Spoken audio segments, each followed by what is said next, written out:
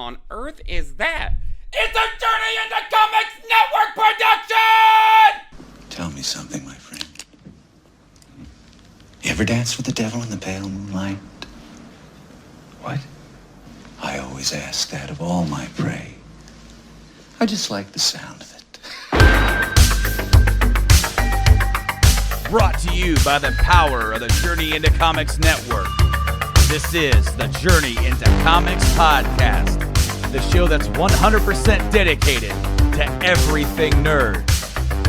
With your hosts, the Podfather, Nate Phillips, the Podmaster, Brandon Stone, and the Journey into Comics Network stepdad, Tyler McLaughlin. Time to make the chimichangas. 30 seconds. Hey! Excellent! Finally. What did you do? Went for the head. And here we go. Can somebody tell me what kind of a world we live in where a man dressed up as a bat gets all of my press? This town needs an enema. What's up, everybody? Welcome back to a very... Yeah, I'm going to just go hardballs into it. Just fucking right in.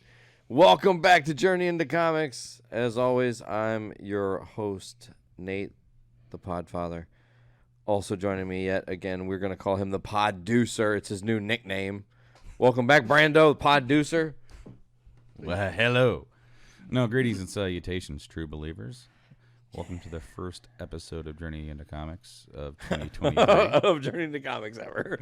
Of 2023. Of this year's rendition. Like, we have not missed a year, thankfully, yet. We got Saved close it. this year. Saved it right at the last second. Definitely have been some turmoil, some ups and downs with this podcast in general, but like just in our lives. Tom Petty, bro. Free falling. And, we're probably going to talk about some of that stuff here on the show about how our lives have changed and schedules have changed and things changed in general for this podcast and group of podcasts that we do. So good to be here, Nate. It's been great hanging out and having some good food and good laughs. Far too long. Been far too long. But we're not alone. No, we're not alone. Stepdad of the Journey into Comics Network, the motherfucking man. TY, welcome back. I watched Rocky too many times as a kid to give up. So, your stepdad, whether you want me here or not, I'm still around. I'm still banging your mom. I'm still here. You know what I'm saying? So there's an apprentice on my job site that now that I'm a journeyman, congrats, by the way, that's amazing. Appreciate it, thank you. I got a little bit of respect earned.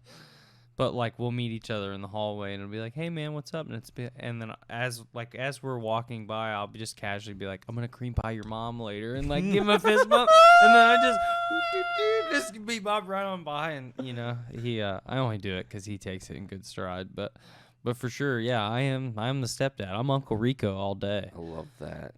Your facial hair is much better than Rico's. Appreciate let's it. Be real, but He can throw a fucking football a mile though, that bastard. Yeah, no, he's got that arm. He can throw it over the fucking mountain. No, he can't. That's the best part. No, he can't. No, but Brando, you're right. There's a lot to talk about. We're all in a fairly different place in our lives than where we last left our viewers. Some people probably think we're dead. If you just watched the show and just stopped abruptly. There were attempts to kind of spark it back up and get going again, but it was intermittent with spurts of sporadic busyness. I will say that post COVID, my work has never been more volatile, and and that goes both ways as far as ability to work, lots of periods of inactivity. Yeah, and some of those were definitely challenging, but. Things are in a better place now for me. I'm doing something different at my current job that does require some more sacrifice of time, but it's very well compensated. And that's what has literally beneficiaried. I cannot speak. I don't know what Benefited you. benefited. There we go. My family. I said all the different versions. You said everything of but the word except that you what I was wanted to looking say. for. It happens. But no, my family has been relying on that extra income because of just how the world is today and how everything is like risen in expense, and things are like, if this was 5 years ago, I would definitely be flourishing. I would be saving money for the first time in however many years. It's like not just like, oh, we were able to save a little through the year. It's like, no, every paycheck saving money. And that is a place that I want to get at. And literally right when I got there, the world went to shit again. Yeah. But it's reactionary. It's reactionary to the times that we had. It's like this kind of like slingshot effect, right? So like we experienced the stop of everything. Yeah. A full stop of For the first time in like a generation. That kind of full stop is where full industries just quit. And it was like 8 weeks of lockdown, where like you weren't supposed to go anywhere unless you really had to. There were, unfortunately, people still had jobs, still had to go out and be a part of that. Some were forced home, some with like a forced layoff or something like that. And the reaction from that is the entire like world economy is just like really tipsy turvy, and it's still recovering from that, and we're still going to have issues with that. Now, like I'm now getting by because of the increased workload I had, that I'm taking on, and that's kind of depressing. Well, yeah, because now you're. I know this pretty well. Like you're at that point where you're sacrificing moments and memories with your family to provide for that family, and then like you feel like you're missing out on things, and it's hard. It's hard disassociation of that. Like, I know I have to do this. I need to do this. I got to wake up every day and do the grind for the reason I'm fighting the good fight. But like, it doesn't come without a cost, and there is a lot of sacrifice to that. I think that's a word that people don't. You're not a parent or never experienced parenthood. Like you don't know sacrifice until you've been in that world. It's a whole different game. It's not about me. It's about everything else, and that's a lot. But Brando, we're on you for a second. I want to talk about this for a minute. Your new position afforded you kind of I know this is a weird place to go, but like kind of a dream opportunity to travel and go, and you're now Japando. Japando, yeah. So Brando went to Japan, and Japando is what came back. So now we have the soap opera evil stepbrother with the mustache. Oh, dude, in classic old Japanese soap opera, samurai soap opera style. Yeah. Whoa. Right? Japando. Yeah, no, I definitely think that that's a perfect moniker. But tell us how like break it down. What was that like? There's like 1,000 different questions I really have that we still not even talked about. The candy, and then like just the whole. Give it to us. So it's definitely a journey. So yeah, I mean, this is going to take up a large portion of just pure spitball storytelling. But literally, my job, I now work with engineering for a new model development, and that has it raised an opportunity to go to Japan to go and work with their side of that coin, and I jumped at it. Like instantly, like absolutely. Sign me up. That's a once in a lifetime opportunity. So my position in this group is temporary. It's not full time yet because they take people from the production line to go back there, and it's like they borrow and fill manning spots or staffing spots with those people, and then when it's time, you go back to the line, and then you can put in for another one, and then maybe there are some full time positions they might open up someday. So there's a hope for advancement, right? For sure. And they just like. Not often do those temporary guys get to go on these trips. There's at least a couple trips a year. Sometimes maybe one, but I remember since I've been on board, there's been 3. And like literally like the week I got back there, the week after, they went on one. And then there was one in the spring and then one in the summer. That's one that I went on. But I was asked if I wanted to go, and I said yes. But I needed a passport. I didn't have one. We had plans to get one around tax time, But then other things kind of came up, and I'm like, I'm not gonna get to go anyway on this cycle. I'll have time. That was an oversight because it came up and it came around. So I don't know if anybody's ever had to do this. You can get a passport on short notice with emergency authorization, and it costs a little bit extra to do that. But the cool thing about it is that the company that I work for would reimburse for that. So I cover it up front, but they'll pay me back because I'm getting it for work. So I'm like, all right, that's cool, cool. So I had to get extra money, to set aside just for that. And so, all right, got that, and it was like $225 altogether. Spicy. So we had to call up to the to our closest national passport branch. Essentially, it's like the BMV but worse, because the closest one to us is Chicago, and it serves for a region, not just. It's a lot of people, and you have to make an appointment. Probably got Milwaukee in there and shit like that. Yeah, you have to make an appointment, and you can only start calling within 10 days of your trip. That's the day that you can call up there to make an appointment. They don't want you calling any day before that day. Whoa. So you call on day 11, they're just going to turn you away. Call tomorrow, motherfucker. I called them so many different times for different questions that we all had, and literally you're on hold for ever and a day. 45 minutes, an hour, Dude, hour and a half. yes. Too. So I'm at work. Oh, my God. And you're at work. And, oh, no. And I call them, have my phone just sitting there, and I'm on hold with the earbud in, doing computer work or doing some other work while I'm just waiting on this call. Shit. And then finally, hey, somebody answers. Now I can actually, talk and do some stuff. Well, eventually, when we called to make the appointment, the nearest appointment was the day we leave in Chicago. Could have made a movie out of this whole thing. That's not going to work. It's not. Can't be in two places at once. No. So the next closest and nearest was the day before we leave in Detroit. That's what, 5 hours from here? Yeah, yeah. Almost 4. 5. About 4? Yep. It's a 4-hour trip. So we left work at noon Wednesday. We drove to Detroit, stayed overnight in Detroit, got a hotel, and then on Thursday, the day before we leave for a long ass flight, we have to get up early, be at, I think my appointment was at 10, and the other two's appointments were at 10:30.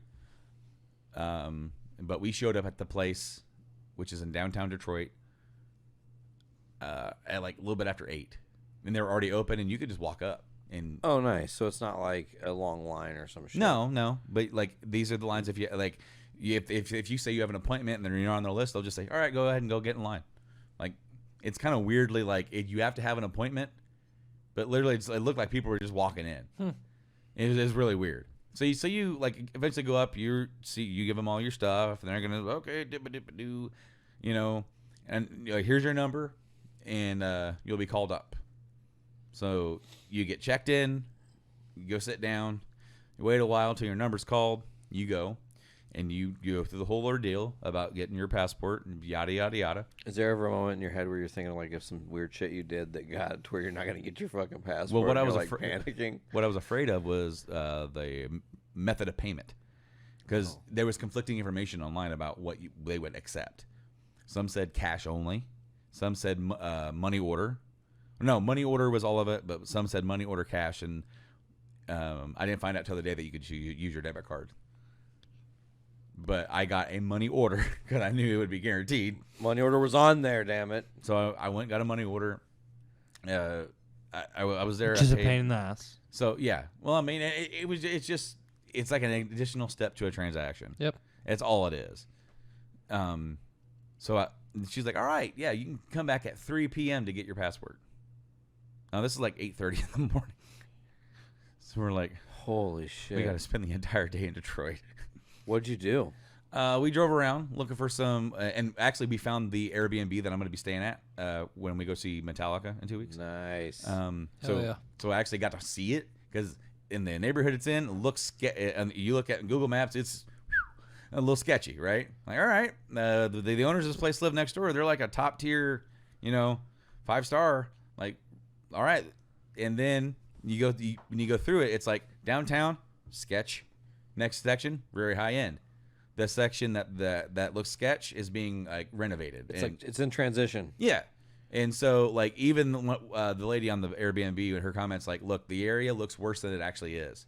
Like because this area was run down, but it's in the process of being cleaned up. I mean, that's how it was when we went to Memphis this year. Same kind of vibe. The area looked kind of sketchy. Like the people right next to us were definitely hoarders. Like they had shit just all in their yard, like whatever. But like, it was a large fenced-in area with a dope-ass hot tub and shit like that. It was a little weird that I was always on camera when I was in there, because they had cameras for their fucking property. I get it. It is still kind of a sketch area. It's not 100% yet, but it's also close to, like, Campus Town, Insomniac Cookies, and shit like that, so that was cool. But continue. So we drove around a little bit, just saw stuff. Saw different Ford plant or something. We saw because of the Bronco. Yeah, we saw a crap load of Broncos out in the lot. So that was cool. But then we were looking for a good barbecue place for lunch, and a couple of them didn't open in time. And we're looking around, and I find one that I'm like, dude, this has nothing but great reviews, right? Yeah. And the pictures of the food look pretty damn good and portion sized. So we go all the way down there, and it looks like a flipping hole in the wall, just like where the cook would come out with the spatula swatting a rat, that kind of place. Go on, get. Yep. But the thing is, aren't those places usually the best places? Yeah. Because you had to find them, and they're open for a reason. It's like, dude, this is just a boy that loves cooking and is probably badass at it, but he's not big enough to have a really professional looking place. Oh yeah. And the guy I was with, he was like, no, because he thought of that. The thing, the spatula with the rat. Did you get vetoed out? I got vetoed. We didn't have it. I wanted it. I wanted to know what it was like. I want to find the place when we go back to see if it. Don Vito's fucking rat barbecue. How about a dip it? I don't know. Don Vito's rat barbecue sounds pretty damn. You didn't have a Humvees in the Civil War. God damn it. I did not. I'm going to be 100% honest with you guys. I did not think that we'd be referencing Viva La Bam. Hey, I mean, he's doing 15 minutes in or whatever it is. Yeah, Bam's on a rebound right now. He's been healthy. I just saw him get a neck tat. He, what is it? He's on rehab and shit like that. He's skating again, which is a crazy thing because he hadn't been. It's hard. Trauma's a hell of a drug. I mean, that's really what it boils down to. And drugs are a hell of a drug. Drugs are also a hell of a drug. All right. We go back right at 3, get our passports. Almost, boom. All right, we're good. Let's go. All right.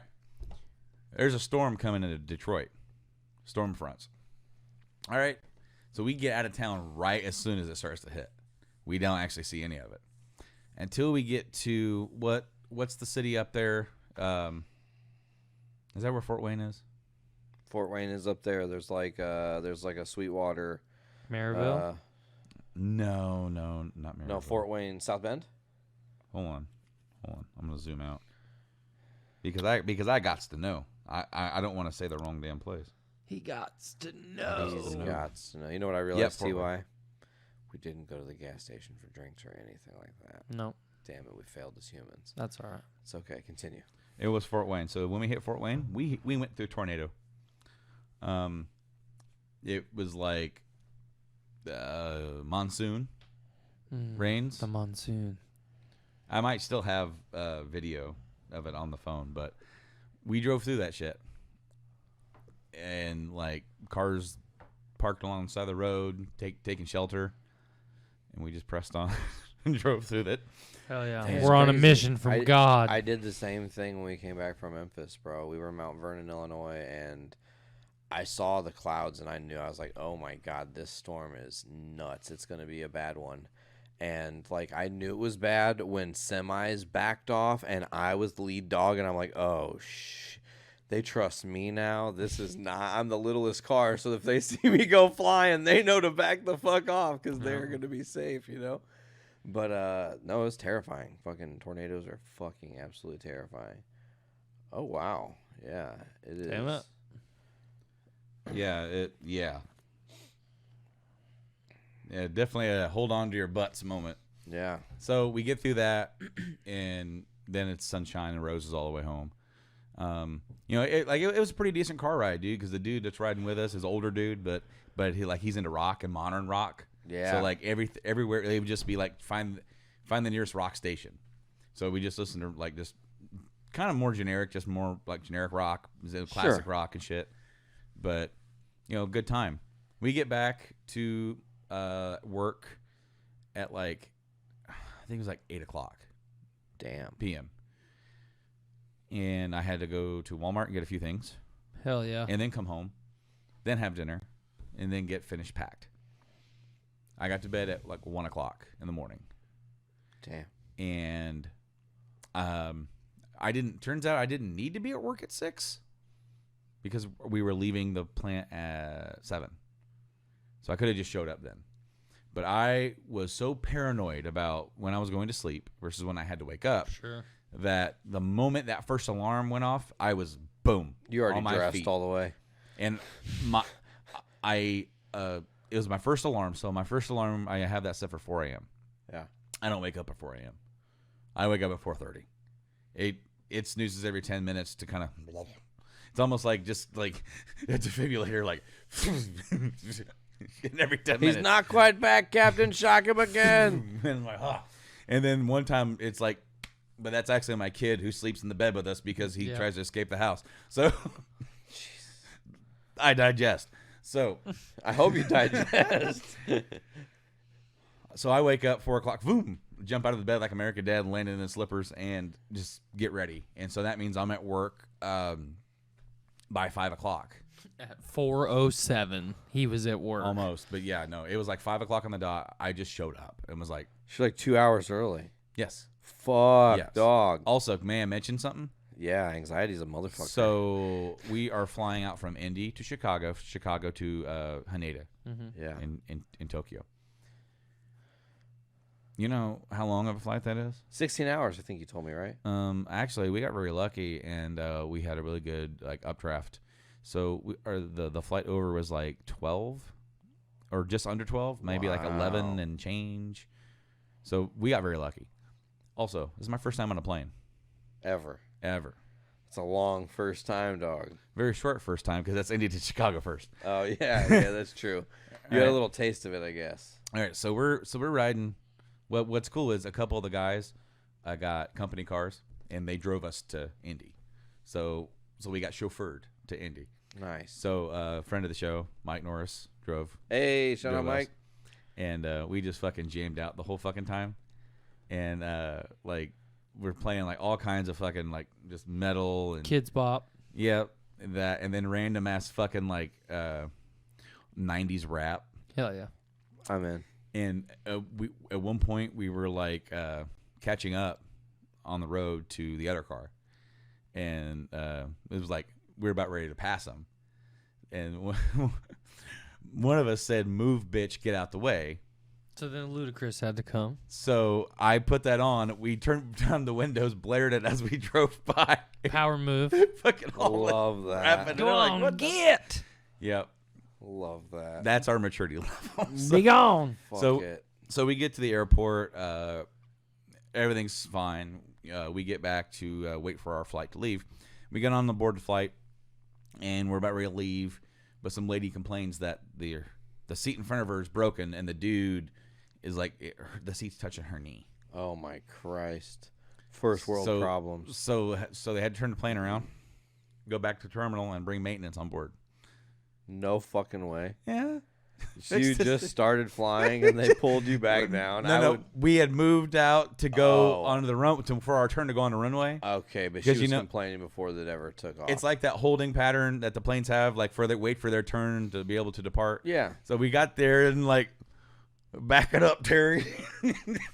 Get out of the way, Terry. Excuse me. I'm getting over like some sort of like cough, but. Sorry, I'm trying to crack my spine in half. It's okay. It's okay. I'm not getting a coughing fit. Darn. Sorry, folks, for my incessant cough. We're older now. God damn it. Well, I just got over like a little bit of thankfully it's something that didn't turn into something worse, but just a little bit of a like phlegmy Slight phlegm. porn addiction. Yes. So we finally take off, and I swear this pilot's like, we got to make up some time. Because I feel like he just, we just got, it was, however long of a flight it is from Indy to Chicago, didn't take that long. Just put it that way. Oh, this was just between Indy and Connecting. O'Hare. Yeah. Damn it. So we landed in O'Hare, and thankfully, because our flight was delayed, they moved our terminal to be in the same terminal group as the Haneda flight, because we were going to have to book it there. Yeah, We wouldn't have any. Normally, that's one of the things that I really dislike about O'Hare, and Atlanta's really bad too. It never fails if you have a connecting flight, even Indy to O'Hare. Man, dude. Skylar and I think I've told the story on Podcastrophe way back, but Skylar and I caught a connecting flight for like nothing if we took one in O'Hare, and then we ended up getting stuck in the airport for like 7 hours because of high winds and shit. It's a windy city. What do you expect, you know? But yeah, man, just the fucking booking it across the airport, man. I hate being that And guy. it meant nothing to And do that. yeah, they did not give a shit. I got Man. threatened more than once to be, we will remove Civil. you, sir.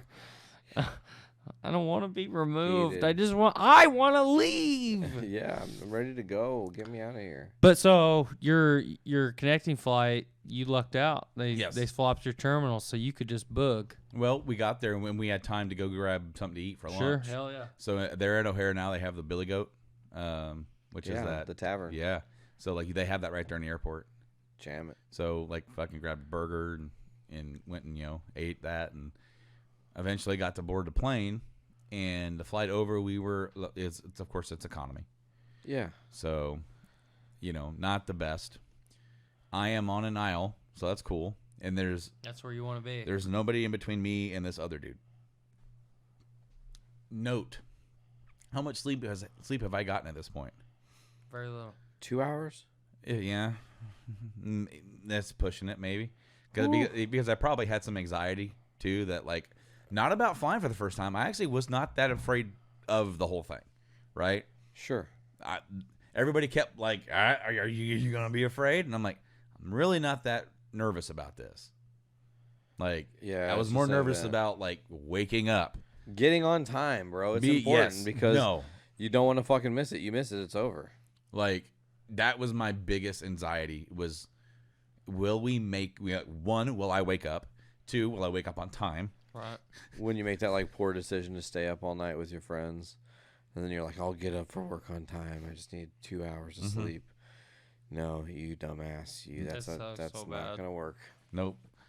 So anyways, that was my anxiety. The flight to Chicago, not that bad. Not that bad at all. Sure. And then this is a much bigger plane. They had the whole touchscreen movie gimmick. Sure. I can't even remember what I watched on the way over. I don't remember if I watched anything because I was trying to go to sleep. Didn't you tell me you watched all the John Wick movies? I watched 4 on the way back. That's what it was. The fourth one was the newest one. That was not on there when we went over. It was on there when we came back. Gotcha. Because I think the newest thing that was on there. They're a day ahead. Well, like on the plane, they have contracts for the media distribution companies. So like there's some HBO stuff on there. There's Game of Thrones stuff on there, like all that kind of stuff. And they have movies. But I think the newest movie that was on there that was not yet released on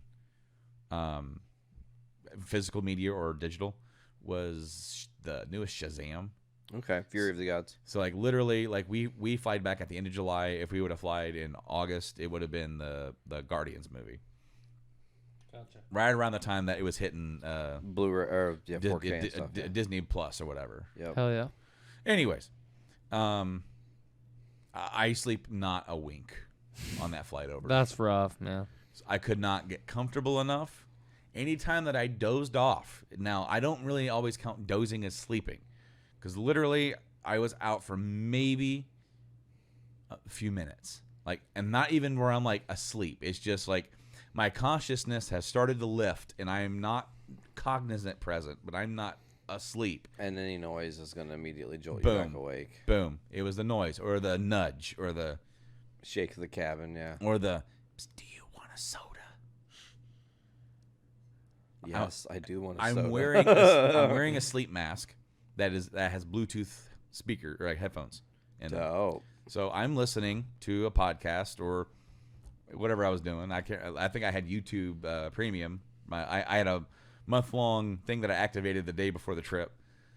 So like I downloaded a bunch of videos and stuff for the flight and everything. So I was just listening to stuff, and I'm realizing like I have been listening to this for a long time. Like, I'm running out of things to listen to. No, I wasn't, because some of the things I downloaded were like gameplay videos. Nice. Like some people I watch when they play, they don't just like they do like reviews as they play. Cool. And talk about lore and talk about all kinds of stuff, and it turns into like a conversation with their viewers, and they'll be commenting back and forth and then talking about the story segments as it goes along and everything. Love that. So like these videos are like 8 hours a piece. Okay, so you had. I had tons of plenty, but I just realized like at some point I was like, I have been listening to this for a long time. He's halfway through the game. Shit. Like yeah, like it was something like that where it was like, because I never really listened to it that long. I use it to fall asleep to, and then I'm out, and it plays all night because I'll wake up at certain points and roll over, and I remember that part. Yeah, That's a great cheat right there. and then I just like fall back asleep, and then I'm not back off. But Hell yeah. But I bought that specifically for the plane ride. But I got it. I actually got it some time before. Even before it was confirmed I was ever going. Did you try to use it before you Yeah. flew? Oh yeah. I had it for like I was So not. you had it totally dialed in before you even. There was talk of me potentially going for like at least 2 months or more, almost 3. Wow. It was rumored like, and I'm like, but since it wasn't confirmed, there even wasn't enough time to really get the passport in time. Yeah. So no, I had them and they're great. I love them. But I don't sleep a fucking wink. We land in Tokyo. So we left at, the flight left like 11-ish Chicago time. Sure. Central Standard. So 12 your time. Yeah. So we land in Tokyo, and so that was Friday morning, 11 o'clock. We land in Tokyo at Saturday afternoon. You lose a whole day. And it was so fucking weird to have it feel like that was such a pocket of time where I was awake and cognizant, and it's a blur now. And it's a day off, so it definitely fucks you up. I had this whole window of time that felt like an eternity, and yet, in reality, I skipped over time. But when I got on the plane, it was sunny. When I got off the plane, it was sunny, and it could have been any more than 3 hours later, but it felt like it was condensed into a long existence of nothingness. Gotcha. Actual time travel. So it was like, that was the mind fuck of it. I didn't feel weird about it. I was, of course, super tired, ungodly tired. Delirious tired? Like, were you starting to get like slap happy in public and shit? I was a bit beyond slap happy. Ah, yeah. I was on like my 17th wind at this point because we got there, but then when we get there, one of the guys loses his baggage, didn't make it over. Oh, fuck. And it has stuff for work purposes. What the fuck do you do? We have to wait for it to show up. So it had to be even longer to wait. Like, okay, so we waited at the airport while they figured this stuff out, because you got to think about this. There's a language barrier. Yeah. So even though you have a international airport where there is some English. I mean, Tokyo is a very touristy friendly place. There's a lot of English text to find your way around with. The transit can be challenging, but a lot of the bigger transit stations, the information people are experiencing some English because they expect tourists. So if you ask for help, they can typically guide you where you want to go. Hell yeah. Hey, TY, will you grab me a DP? Thanks, brethren. Anywho, wait there for an hour Oh, my God. while they figure this So stuff you're out. already exhausted, beyond exhausted. Yeah. You didn't sleep where you could have slept on the plane. Nope. And now you're awake already an hour longer. So every hour it feels like infinity. Mm-hmm. And you just want to, like, go to bed. Yeah. And you have to wait at least till, what is it? You said it was noon Saturday. So you have to wait like at least 8 hours before it's nighttime even? Well, when we landed, it wasn't quite that. When we landed, it was a little bit later than that, and then it was the hour. And then we had to take the train to the subway to our hotel. So we had to ride that, and then we get to our hotel. We have to go through the process of getting checked in. Again, language barrier and stuff, and company card. Do you guys have anybody that's translating for you or doing any of this? Not for this. So you purpose. guys are just raw dogging a language barrier completely. Thankfully, a lot of the guys, there's a couple of the guys that went with, they have gone multiple times, and at least one of them is not like, I wouldn't say proficient, but has picked up certain words. He's starting to become more fluent. Well, and when you've gone like 7, 8, 9, 10 times, you pick up on stuff, and how to interact and how to ask for help and what words to use. Anyways, well, we get checked in the hotel. We go to the room. The room is one of those rooms where it only has power if you put the key card in a slot. What? So when you have your key card, that gets you into the hotel room. When you get in there, you have to put it in the slot, and that provides power to the whole room. Wow, that's cool as fuck. It was a pretty small room. Sorry. It's okay. You can kick me. It's a pretty small room. Are you guys all sharing? Like, how many guys was it? 4 that went? No, there were 6 of us. All sharing one room? No. Okay. We each get our own separate room. So Okay. when we traveled over, we went on Saturday. So we landed on Saturday. So we got to the hotel. So we had Saturday night and Sunday until the 5, 6 o'clock in the evening in Tokyo, and that was not related to work. That was just, we got to go on over the weekend. So we were able to get the flights early. So that gave us almost like a little bit of a window to kind of have personal time and go explore some stuff. Hell yeah. Which is awesome. Yes. And no, that was like, just going for work in general was an experience, but being able to do that was another experience, because I got to the hotel, I was Wiped the fuck wiped. And of course, You took a shower and went to fucking sleep. we did not. Holy shit. No, we hit the damn town and went to Akihabara, which is like a kind of an anime manga, more nerd type district. And so like we hit it on foot, and we found a place to eat, and we got food. I found some dumplings, and had some of those, and got this stuff that I thought was gonna be kind of a katsudon, or I think that's what that is. It's like that deep fried pork, but it wasn't. It was fish. Oh. Was it still good? Yeah, but it's not what I expected. It's one of those things. We got some food. We hiked it all the way over to Akihabara. We went into an underground tunnel. It's like an underground walking tunnel. It's like a district of little tunnels under this major kind of highway crossing. So that was kind of neat. And then we get to Akihabara, and there is they They have a chain of stores over there called Don Quixote. Like the nursery rhyme Don Quixote, the old man charging the windmills because he thought they were giants. What? I'm gonna look it up. Hold on. Japan. Stand by. Don. Yeah. Yep.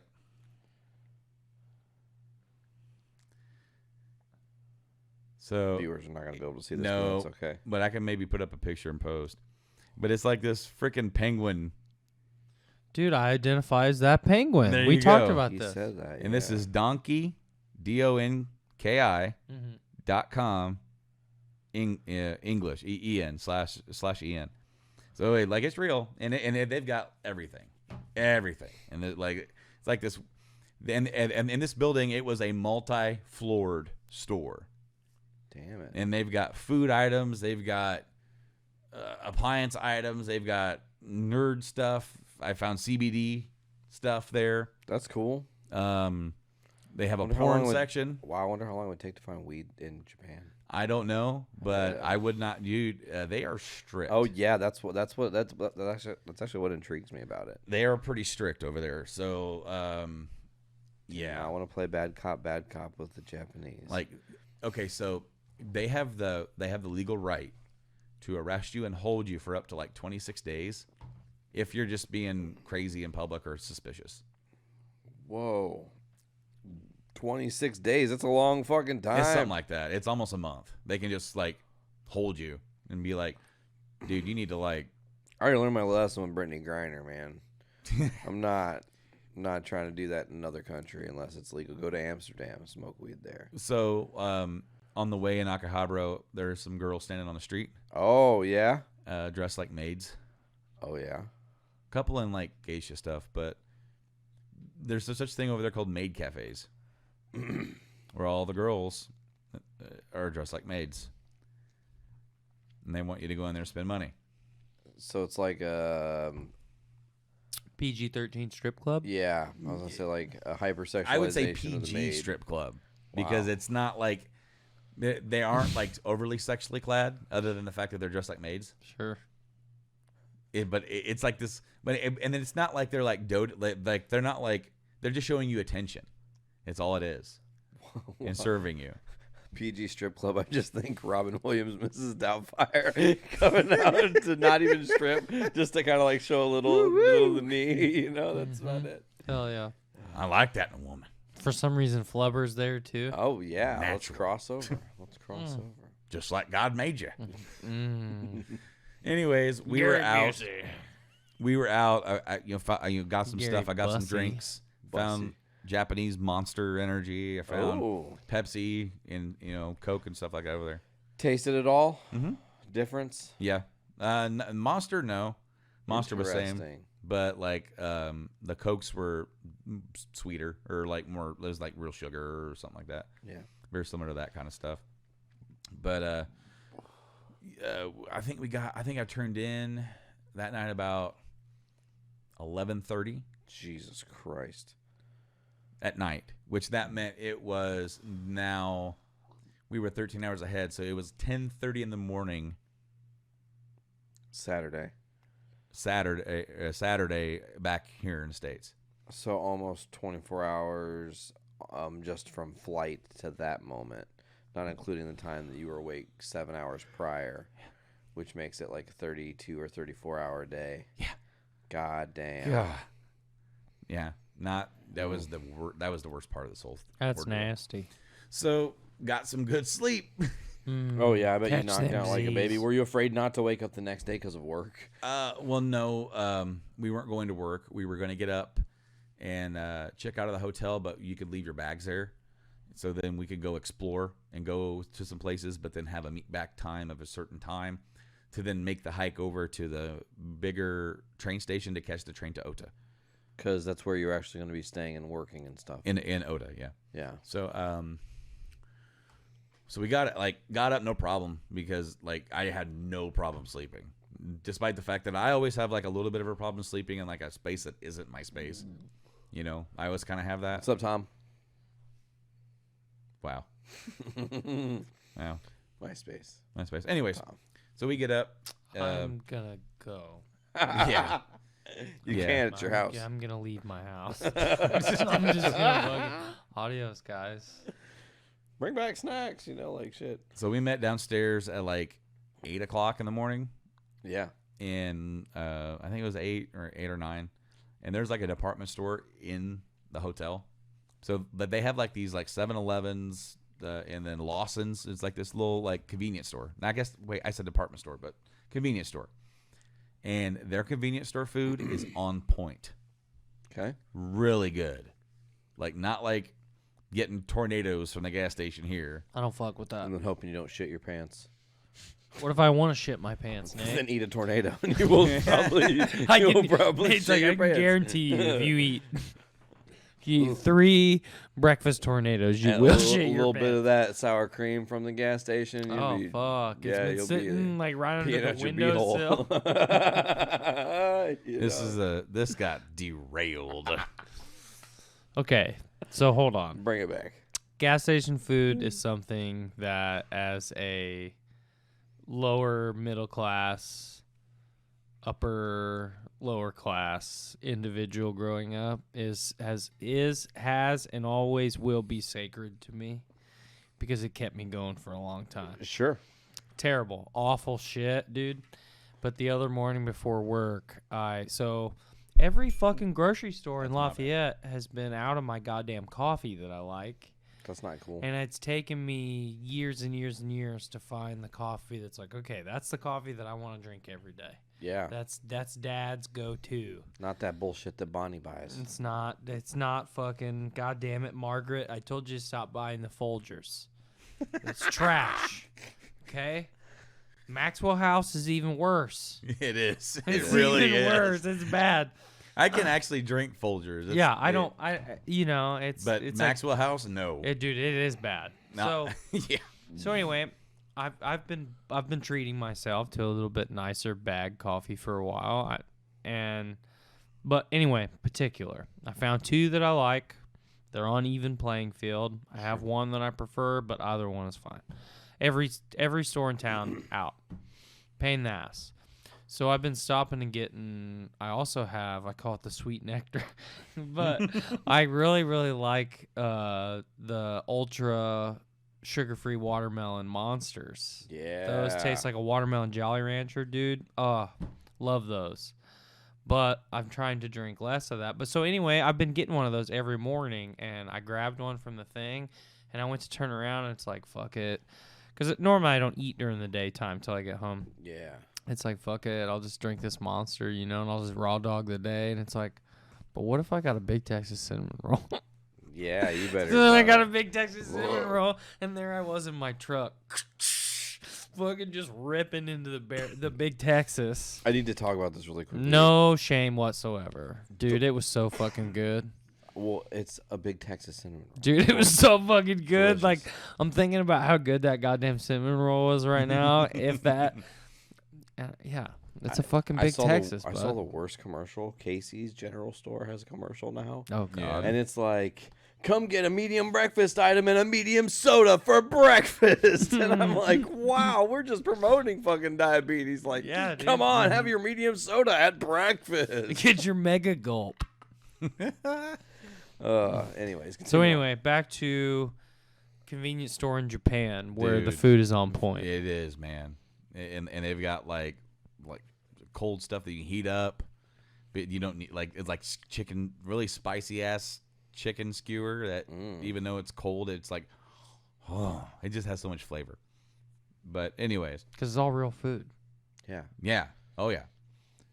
So we go exploring and we make the trek through subway to go to Tokyo Tower, which is the first tower of that kind of in any structure of that height in Tokyo until the Sky Needle or whatever it's called over there. Sure. I can't remember what that thing is called, but there's a newer thing that's bigger. But Tokyo Tower was like the A first. Space Needle? It's not. Is that what it is? I don't think it's a Space Needle. It's No, that's Seattle. the I Sky think Tree. multiple of The them. Sky Tree. I look it think up. that's what they call it. Well, anyways, we went to Tokyo Tower, and it was a really good time. Got to see the Sky Tree. That is correct. got to see some really cool stuff. And from there, we made another trek, another subway ride to another district. That's fucking dope. I used to know what the districts we went to. The only one I can remember now is Akihabara. But we went to the restaurant where Kill Bill 1 was filmed with the sword fight with Lucy Liu and the dudes in the suits. So yeah, we ate there, and Love that. So that was really cool. Oh yeah. And after that, we got back to the hotel, got our stuff, and make the trek to the train station. We are now in the afternoon in Tokyo. Brother, when I say Japan is hot in the summer, but this summer was unusually hot and humid. It was record breaking. It's all that radiation. Maybe That's a hate crime, Nate. maybe. I'm sorry, it was. You can't say that. However, it was. Didn't they have the leak? Fukushima. Yeah. And we did drop 2 atomic bombs on them. Yeah, we So did. Yeah. So yeah, let's walk that back. Nate Yeah. Nate said something. He's ripping his microphone off of the interface right now. Oh shit. Oh damn it. So Nate said something totally innocent, and I threw in the hate crime. Yeah, we did to stop global war. Yeah, we global warred them. We did the global warring first. Yeah, we just dropped the whole war. Here's war. Here's our Boom. dick. Just Congratulations, war. Okay. Anyway, sorry. Yep. Anyways, Anyway. that may or may not have anything to do with how hot it was, but it was hot. I was backpacking and pulling luggage. Oh, that's all that way. Rough. And I walked that day. I had like how many miles walked? It was like 23. Nice. In the day? From yeah. Holy sheep shit, Batman. Holy sheep shit, he said. Oh yeah. The dogs were barking. I bet. 23 miles is fucking ridiculous. That's a lot. The walking wasn't done either. We walked more. Not as much as that day, but collectively, most days I would hit 20 to 25,000 steps. Did you have feet blisters? I did get one, yeah. Man. T.Y. is like a kid in class who just he's like, sorry. Well, I was doing some research, and then of course, you got to pull up. Anytime you pull anything up, there's an ad down. Yeah, I hate that. That gets us all. Well, anyways, it's the worst. We grab the train, take it out to Oda, get off the train, go to the hotel there, get checked in, and that's where we were for the remainder of the week. Went to work from like 8, so we had to be downstairs in the lobby at 7:30. We walked to the main plant, which employs 15,000 people. Holy awesome. shit. And then there's another plant. How is parking? A lot of people do transit but Oh, also public walk, transportation, but also yeah. like a bunch of people walk as well. And like those are obviously like not 15,000 at once. It's divided. Yeah, 3 shifts. Yeah, 2-3 shifts or whatever it is. I don't think they do 3-shift production, but they probably do have people in there on thirds doing maintenance and stuff. But so we just 10 minutes away via bus ride from the main plant is another plant. So we went there. That's where we did all of our activities and stuff and for work. For lunches, 3 days out of the 5 had McDonald's for lunch. Now look, I'm not a McDonald's hater, but even I don't eat McDonald's that often. Yeah. Like, I haven't had McDonald's in a long time. And how's their McDonald's? Pretty damn good. Okay. Pretty damn good. So the first day I got a teriyaki glazed crispy chicken sandwich. Sounds fire. Hell yeah. And the fries every day were like, they tasted better. Like it was just like really crisp, not like you on a down day you get old. Like everything is like made fresh and like I was a little impressed. bit more made to order. So yeah, so also in that town where we were, now the language barrier has increased. Not a lot of people speak English. trying to convey what you want, don't you dare ask for a water if you're ordering a meal, because they don't provide that. It's a separate thing. When I told them what drink you want, I said water. They said, "All like it caused problems. It caused problems, like confusion." Wow. Why? Because that's just not how their stuff is structured. If you're getting a meal, which includes a sandwich, fries, and soft drink, You have to have the soft drink. apparently it needs to be soft. It can't be clear and Dog, uncarbonated. they have made it very clear. Like, It The cannot be meal clear. comes with a sandwich, fries, and a soft drink. What don't you understand? exactly. So also they give you the paper straw there. Yep. Does it disintegrate as you use it? I don't like it. Okay, weird. Soggy when you're done. It's just it has a weird feel, and It's a weird mouth feel. yeah, weird But I'm mouth not a thing. but fan. they also had grape Fanta. Hell yeah. Ooh. I don't like the metal straws either. I don't really like those either. I don't like them because you can't clean them. Just give me a fucking plastic straw and throw that shit away. Sorry. Dog, it's bad for the I know, environment. it's- You know get what? it, You know what we or, can do? You know, that too. We don't need straws at all. I love that open face drinking. Swig of water for the working I man. can fucking take a drink. Oh man, Dr. Pepper hits differently, brethren. We were talking about that earlier. Dude, that's why it's ruined all other soda for me. And it's funny, Brandon talking about like the grape Fanta, which is Chef's Lightning in a Kiss, can. dude. Yeah. Ugh. But I haven't been to any of the Asian countries, but that's been like number one on my bucket list for a long time since I traveled in Europe so much. But European, dude, I totally understand. Like the food tastes better because it's real shit. The soda tastes better because sure, it's fucking soda. It's terrible for you. But it's more natural. But it's things to make like that soda. actual sugar and fruit juice and carbonated water, and like they're actually making. They just bottled soda. They didn't fucking produce it in a lab. figure out what chemicals they could put in it to fucking kill us, you know? Yeah. So that's a bummer. Yeah. So we had all kinds of different foods there. Hell yeah. We went to this one place that had paper thin pizza, and it was like so piping hot, but it was just like you picked it up and everybody ordered one of those. So they brought it out and we just each took pieces and brought the next one. Each took pieces and they were like you just keep eating them. Like they were almost nothing. But then by the time they all came, you're like. Oh All right. shit! I ate a lot. All right, that added up. You know, we went to this curry place Love curry. with love naan. curry. It was god, Ugh. so freaking good. We went to a mall, very Americana style mall. Saw some really cool stuff there. I was looking for cold medicine because I got on the way over. Something got me, and it was like that early stages of the sickness where you're just like. You just feel like shit. Yeah, One nose congested, the other nose uncongested. Yeah. So Well, think about how crazy that is too. Especially with just the world being crazy and just shit.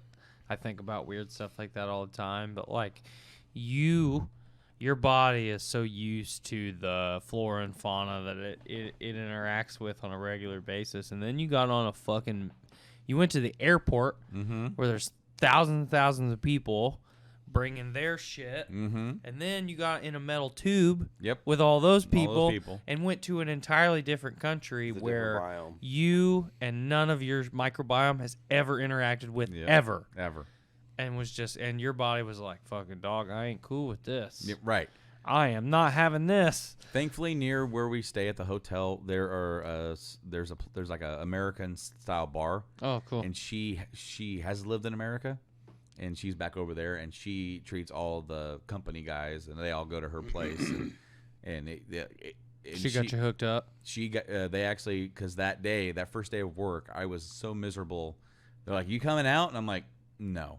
They could tell I was off, and so they talked to her, and she went to the pharmacy the next day. Oh, sweet, that's cool. And got me some Japanese cold medicine, which I actually still have a couple of.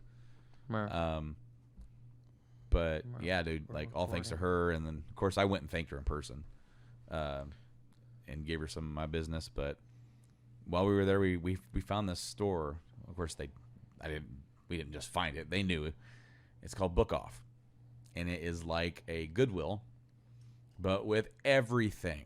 Like you have clothes, you have appliance, like household appliances, but not like big, like tabletop appliances. Toasters, Yeah, that kind of microwaves, stuff. Electronics, TVs, music equipment, figurines, statues, Okay. movies, video games, books, manga, records, CDs, Hell yeah. systems. Ugh. And this place is just like endless. So I went a little wild. This is the one place I went wild in. And the old game hunter came back out at me. Uh-oh. I haven't been in that element in a long time. And he was hot and heavy, I'm telling you right now. Dude, I went, well, hey, buddy. He's like, you have Fourth just member of the podcast, Murph, joining the show. Anyways, so yeah, I got some games. I got some Super Famicom games and PS1 games. And I think a PSP game. I should have had you pick me up at Dino Crisis 2 while you were over there. I bet you could have found one. I know I saw the original. I know I did see the original. He's by you. But I got, on PlayStation, I got a Japanese copy of Xenogears, Hell yeah. Metal Gear Solid, and Amazing. Biohazard. So Resident Evil, I for had those to of get you that don't because know. I have so many versions of that Yeah, on of PS1. course. Super Famicom, I got Link to the Past, Zelda. Amazing. I got Mega Man X1, 2, and 3. I got Final Fantasy 5 and 6 in a complete inbox Chrono Trigger. Holy shit. Yeah, that was awesome. So now I have the American version and the Japanese version. And yeah, like we all went that day. We still haven't received our fellows luggage. So yeah, like, oh shit. So this is day 3 at this point. No. Okay, so when we went to Book Off, and I went nuts. That was still Sunday. So we got the train from Tokyo. We walked all that in Tokyo. Did that Tokyo or Saturday night, Sunday morning, afternoon, evening, train, Oda, hotel, walk down over a mile To Book Off. After all that. Yeah, Holy after shit. all that, and then walk back. Good Lord. And so now it is like 8 o'clock, 9 o'clock in the evening. We have work tomorrow. I'm once again tired because of all that activity. Even though I got some good once again sleep. letting you know that I'm exhausted. Yes. Yep. So got some sleep and went to work, did all that stuff. That's when we went to the mall and whatnot. We did go to this place on Wednesday. Some guys from the company took us, and it has this grill in the center of the table. Yeah. And they bring out the raw meat to you, and you pay per time, so it's like 90 minutes, as much food and drink as you want. You cook it yourself? Yes. It's kind of dope. So we got Risky, because if you fuck it up, it's on you. but you just Don't fuck it up. Then you just like, all right, next round I'll do better, because they keep bringing you food out. Because you have a tablet and you keep ordering more food, they keep bringing it to you. Holy shit. And we got like literally like paper thin ribeyes, and we got some pepper skewers, Camel foreskin too. Don't forget that. Delicious. You were raving Beef about tongue. that. Beef tongue. Nice lingua. cow diaphragm, Interesting. very pig intestine. Nope. I don't think so, Jack. I don't like to eat the parts that have shit in them. Yep. Nope. So when in Rome, I'm gonna be totally honest. When in Rome, be a being Roman, A little yeah. insensitive, I guess. when in Rome, I tried everything. Just to say, I tried it. So when you eat the ribeye, like you have the tongs, and the gracious guy that worked there that treated us, he literally almost cooked all of our food, and he had some too. We made sure he got some, but he was such a great host, such a great dude, Nice. so nice. And on our they drove us him and another guy, the guy that took us, They came in company cars or whatever and got us, and we rode over there, and they had live television on the fucking screen, where you have your infotainment stuff. It was live news television broadcast. It's amazing. And so he was driving, and then he'd get a stoplight, wait, and he'd watch, and then he'd drive a little bit more. It was interesting. So at that place with the meat, they had a robot that would bring stuff out. That's amazing. But they couldn't keep up with us because between me and the other guy, we put like 14, 16 beers between the two of us. Hell yeah. That was the one night I got Stone Cold Steve Austin. I got messed up. What?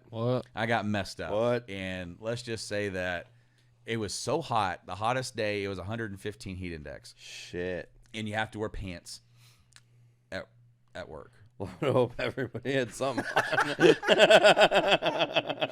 I mean, instead of shorts. Sir, this is a Wendy's. Put your dick away. Like, Damn it. sorry. I was so perturbed. We didn't have to wear pants. Yeah, you know. Anyways, no, like we went ham there and had some ham intestine. I wouldn't do that again. Weird taste, weird texture. Well, like it really has not a lot. Like it absorbs a lot of flavor. So like we had like these dips in different ones, and when the first one, which was more of a citrusy one, no, and then like I don't use that one. Use this one. And the other one was better, but the texture was just chewy. The ribeyes, you'd get them done and plop them into a bowl of mixed raw egg, and dip it, and it would like. It'd be piping hot meat, and it would kind of cook it, and you'd just slurp it up. That changed my life. Yeah. It changed my life. I'm trying to get my wife to do that, and she's like, can't get past the idea of like just dipping it in raw egg. And I'm like, just trust me. The meat's hot enough. You dip it in there, swirl it around real quick, bring it on out. Yeah. Yeah, it's fucking 400 degrees. It's going to cook the fuck out of Dude, that little bit of egg quick. It is good. So good.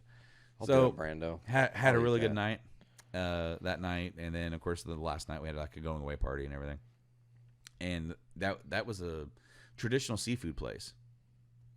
And they had the fish there. So they brought out waves of food and drinks. So it was like pun because it's a seafood place, waves of food. Got him. Got him. Yeah. So I tried flounder, tuna, sea bass. It might have been one other one, but it was just like it was raw fish. It was good. Like hell yeah. I didn't really have a problem with it. I love sushi, so yeah. Yeah, well, like it it's like at one point I in my life I wasn't okay with that, and then I kind of started becoming better. And when I say that, it's not something that I'm gonna ever like really crave again. But if I have it in front of me, I'll eat it. Like it's pretty good, but okay. I don't dream about it. So let's get back home. You want to get back home? Yeah. Because then I can pass the baton and someone else can tell a story for an hour and a half. It's only like an hour, not even. Oh, okay. Well, I'll be damned. You're doing pretty good, and we interjected a lot, talked about random shit. I'm just saying. I have definitely knocked us off the rails a couple times. It's okay. Well, we catch Go the ahead, train. Japando. We catch the train back to Tokyo, go to the airport, and we have some confusion about getting one of our passes or something, and getting in line to try and get into where we can board the plane because we're there pretty early, so we got a chance to go eat and look at some stuff that the shops they had there. And so we get on the plane. It's a longer flight than the way over. But we're flying to D.C. Ooh. So we land in D.C. Or no, we're going to land. The flight over, as I said, I watched John Wick 4 on the way. Do you go back opposite? Oh, my God. Thank you, sir, Baby Ruth. Do you go like the same way you came, or do you fly over Europe back to D.C. because it's the East Coast? No. We fly over where we came. So you go back across Hawaii? No, you don't go. No, when you fly, you go up. So we go over like Alaska. And Canada I got you. Yeah. Because all you the use way the curvature. to DC. Yeah, because you use the curvature of the Earth. It's shorter that way than going across. Yeah. Science. Fucking science. Yeah, take that, flat earthers. Like fuck off. Anyways, The one I really like here lately is that the entire sphere that the Earth is frozen as an ice ball. Okay, as Antarctica, and the portions of the Earth that where we're living is actually imagine this one sphere. On the sphere is melted, just one, and that's where all 7 continents are, and Antarctica is just the edge of that. Why can't they just look at the fucking images from space? Because that's how do you know, dog? That's fake. How do you fucking know? You look at it with your goddamn It's eyes. fake, dog. Space don't exist. Flat earthers, man. We've transitioned well beyond flat earthers. Oh yeah, we're in a whole new era now. what in God's flat Earth? Anyway, So use the curvature of the Earth to your advantage. yeah, we're running our You're way up in back. DC. I'm watching. I watched John Wick, and I'm having trouble staying awake. Because Hey. you're fucking exhausted. Well, yeah, after this week, it's been so Yeah. hot, and like I actually wanted to watch the damn movie. I didn't want to go to sleep yet because I had a plan because when we were gonna get back, it was gonna to Indy. It was gonna be like 6:30 in the evening, God dang. right? So like we're getting all confabulated again because I think we left our train left at 8:00 in the morning, and then we like went back in time. Did you have a long layover in DC too? All right, so we're getting there. So so I do sleep on the way back. I sleep a couple hours. I play some Switch, and then sleep a little bit more and have some like on the way back. We got Economy Plus. Yeah, which is nice. Dude. Just that little bit of leg room is all the difference, man. dude, and the seats were more comfy. Well, and being able to comfortably set your bag in front of you too. I've flown internationally a lot, and I had a lot of experiences where the stewardesses be like a fucking bitch. And, you know, it's like a 10, 11-year-old kid. It's like, let me have my backpack in front of me for just a second. You know, it's not a big deal. It's not in the aisle. Yeah. But, yeah, dude, that Economy Plus, being able to actually stretch your legs out, man. Yeah, It's it nice. was everything. Yeah. So we are approaching DC, and there was some storms in the area, and that caused a delay with several flights landing. We are coming in right at the magic time that we're going to be able to land on time, but the airport's going to be busy. Busy it was. Like thousands. Insane. Like you were It like, was multiple international flights coming into DC. Yeah, DC sucks, man. It was France, it was Mexico, it was England, it was a Caribbean island. It was so many. It was crazy. It was like at least 8 flights or 9 flights landing at the same time, with all of us going through customs at the same time. Yeah. Where we to make it go quicker, we had to try to figure out how to use the internet there because we didn't have cell service. We had to try and get on the Wi-Fi in the airport to get on the Wi-Fi to download an app to get logged in, to put all your passport information in there, to scan it on there. If you get the app, you get that stuff, you can skip the line. We figured it out. Dude, this room was so long. I couldn't believe it. It was so many people. And some of us were up here, some of us were back here, and we would like cross each other. It's like, you know, it's like, do this, and then we come back. Yeah, I figured it out. All right, wait. Finally, we get it where we can go because we have a layover. Not much of one. The flight got delayed by about 40 minutes, and we were cutting it close. Yeah. So we get past customs and into baggage claim. This is the most ridiculous part of this. Oh, yeah. Because all of these countries are waiting for countries' flights are waiting for their stuff, and you're all just we're like sardines in this small little area. It is unreal. And we finally get our stuff. We're dangerously close And that's a terrifying moment too. Like, is my bag gonna come out? If you already Yes. experienced this, you're one guy. Do you ever even get his shit? Huh? Did he ever get his shit? Oh yeah. Okay. It arrived. So we got there Saturday night. It arrived in the country and delivered on Monday. So they Nice. delivered it to the hotel Nice. in the town that we're staying at for work, not Tokyo. Nice. So yeah, no, above and beyond, got him his stuff. Cool. And just the delay, and he didn't have like a really whole lot of clothes to wear. So he actually bought some clothes while he was there. Might as well. Well, so we get our luggage. Thankfully, everybody gets theirs. We have to make a little jog with it and drop it back off. We go, huh, huh. Yep. There's got to be something in between where somebody can be like, hey, buddy, I work here and you work here. Let me just hand this to Here you, you and you can go. go die with them. It's almost as if we could justify the exorbitant prices of airline tickets by actually taking the luggage from this plane and putting it on the luggage compartment of that plane. But nope. You got to carry that motherfucker. Hump it. And, Stay hard. So we do that, and then we have to go through security. Mm-hmm. They weren't the best security. Security at Indy, fine. Japan, strict, fine. Okay. I was more nervous in Japan because of like how Yeah.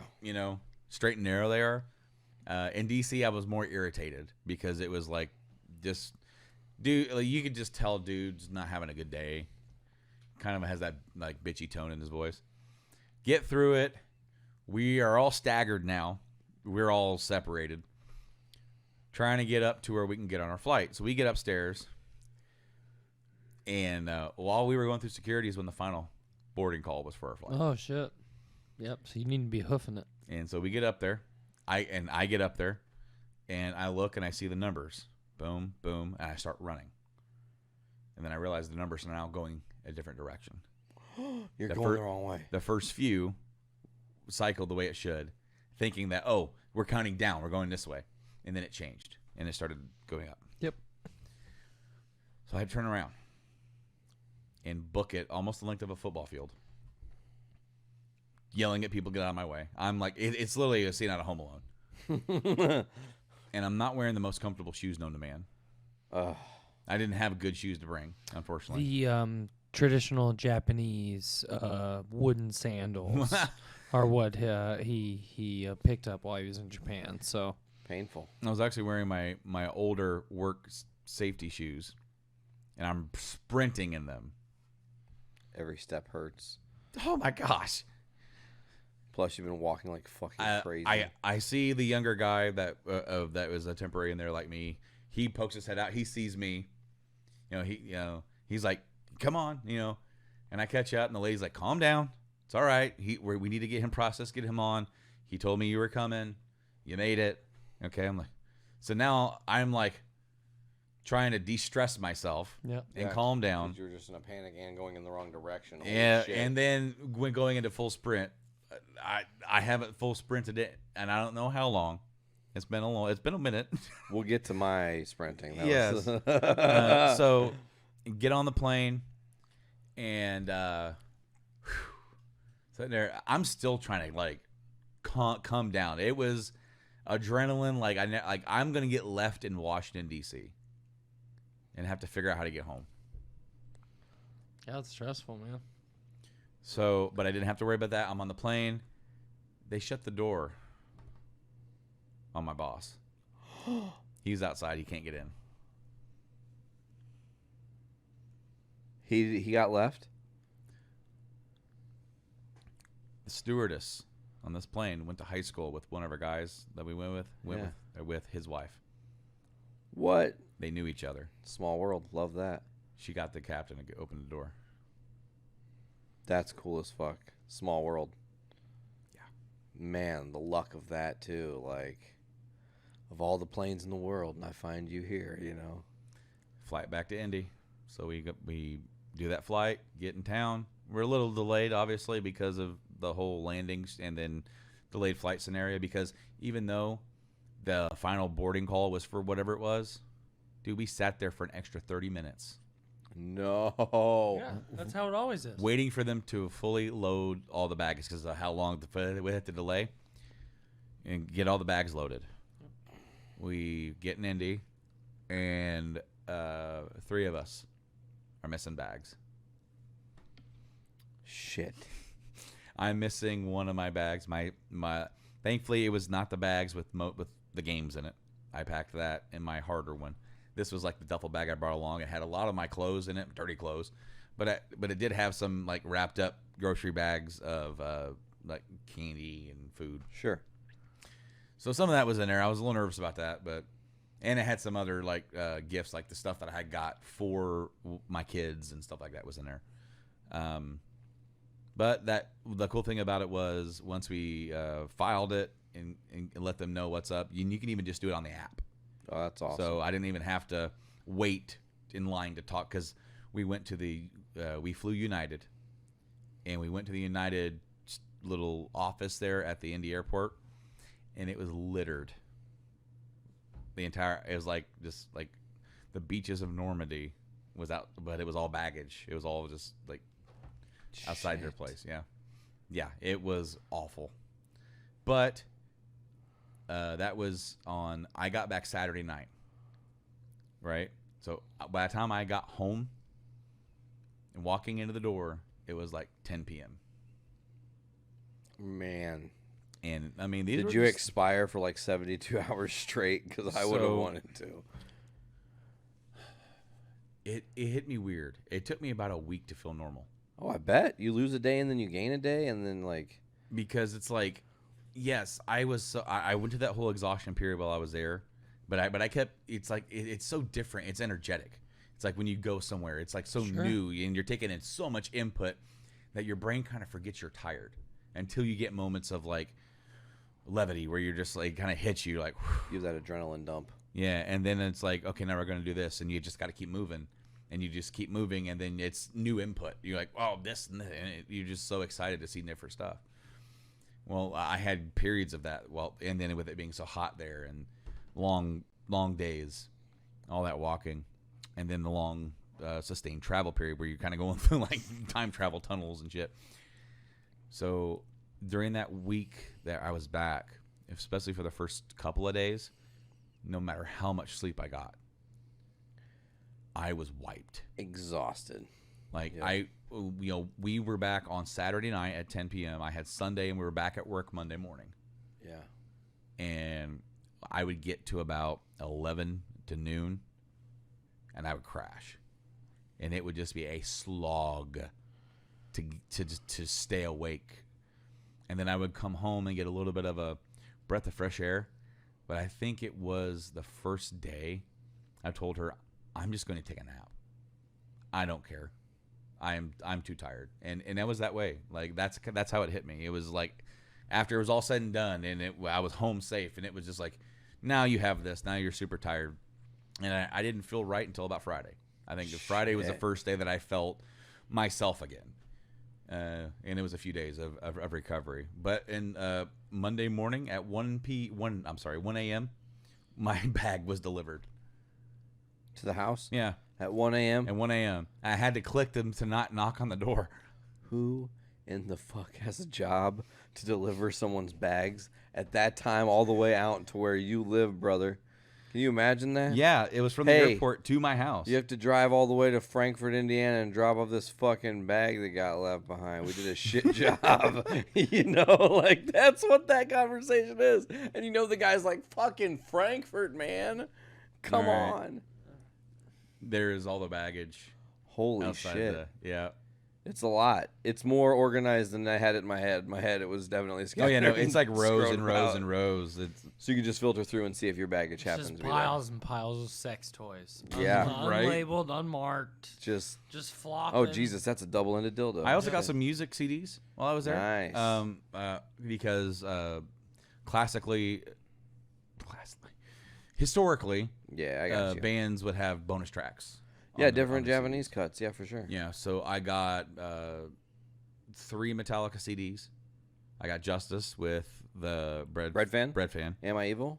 No, I think it's just Bread Fan. Yeah. I think so. Yeah, but I got that, and yeah, it's right here. I can check it out. Oh, it's the Prince. Okay. So comes with the Prince, and it also has the Japanese lyrics on the inside of it. It's pretty cool. I also got S&M because I needed to replace my S&M 2 disc from all the way back from when I first got it, and I broke it. Damn. Like I had a burned copy of the disc 2, but I wanted to actually have a new copy of it. And now you have a cool copy. Some of the stuff was cheap as all get out, dude. It was like less than $5 for some of these. Hell yeah. And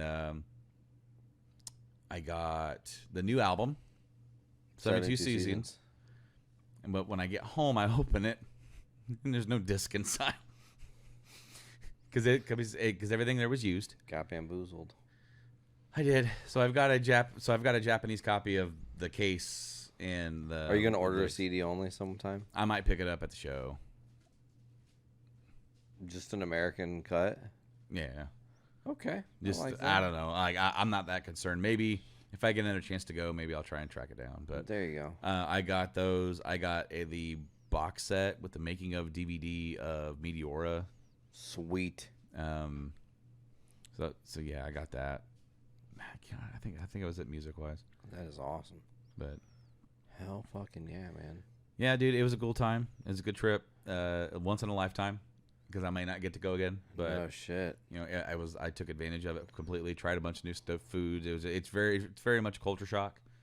Yeah. And it's something that I wish more people could do, but it is very expensive to go. Yeah. It is expensive to get there. When you get there, the U.S. dollar goes a long way over there for a lot of different things. There's some stuff that is expensive, but food and general stuff like you can eat out at most places and not spend a whole lot of money. That's amazing, and then you can just feast. I went over there, I think with $740, and I transferred that to yen, and I got all that stuff, all that candy. I got the gifts, the souvenirs. All the stuff, all the food that I ordered and had, the drinks that I found that was plentiful. Like, I used vending machines for almost everything to get drinks, water, beer, other alcoholic beverages, energy drinks, all that stuff. So and when I came home, I still had $230. Damn. So it really goes a long way. Yeah. That's amazing. Yeah. That's fucking...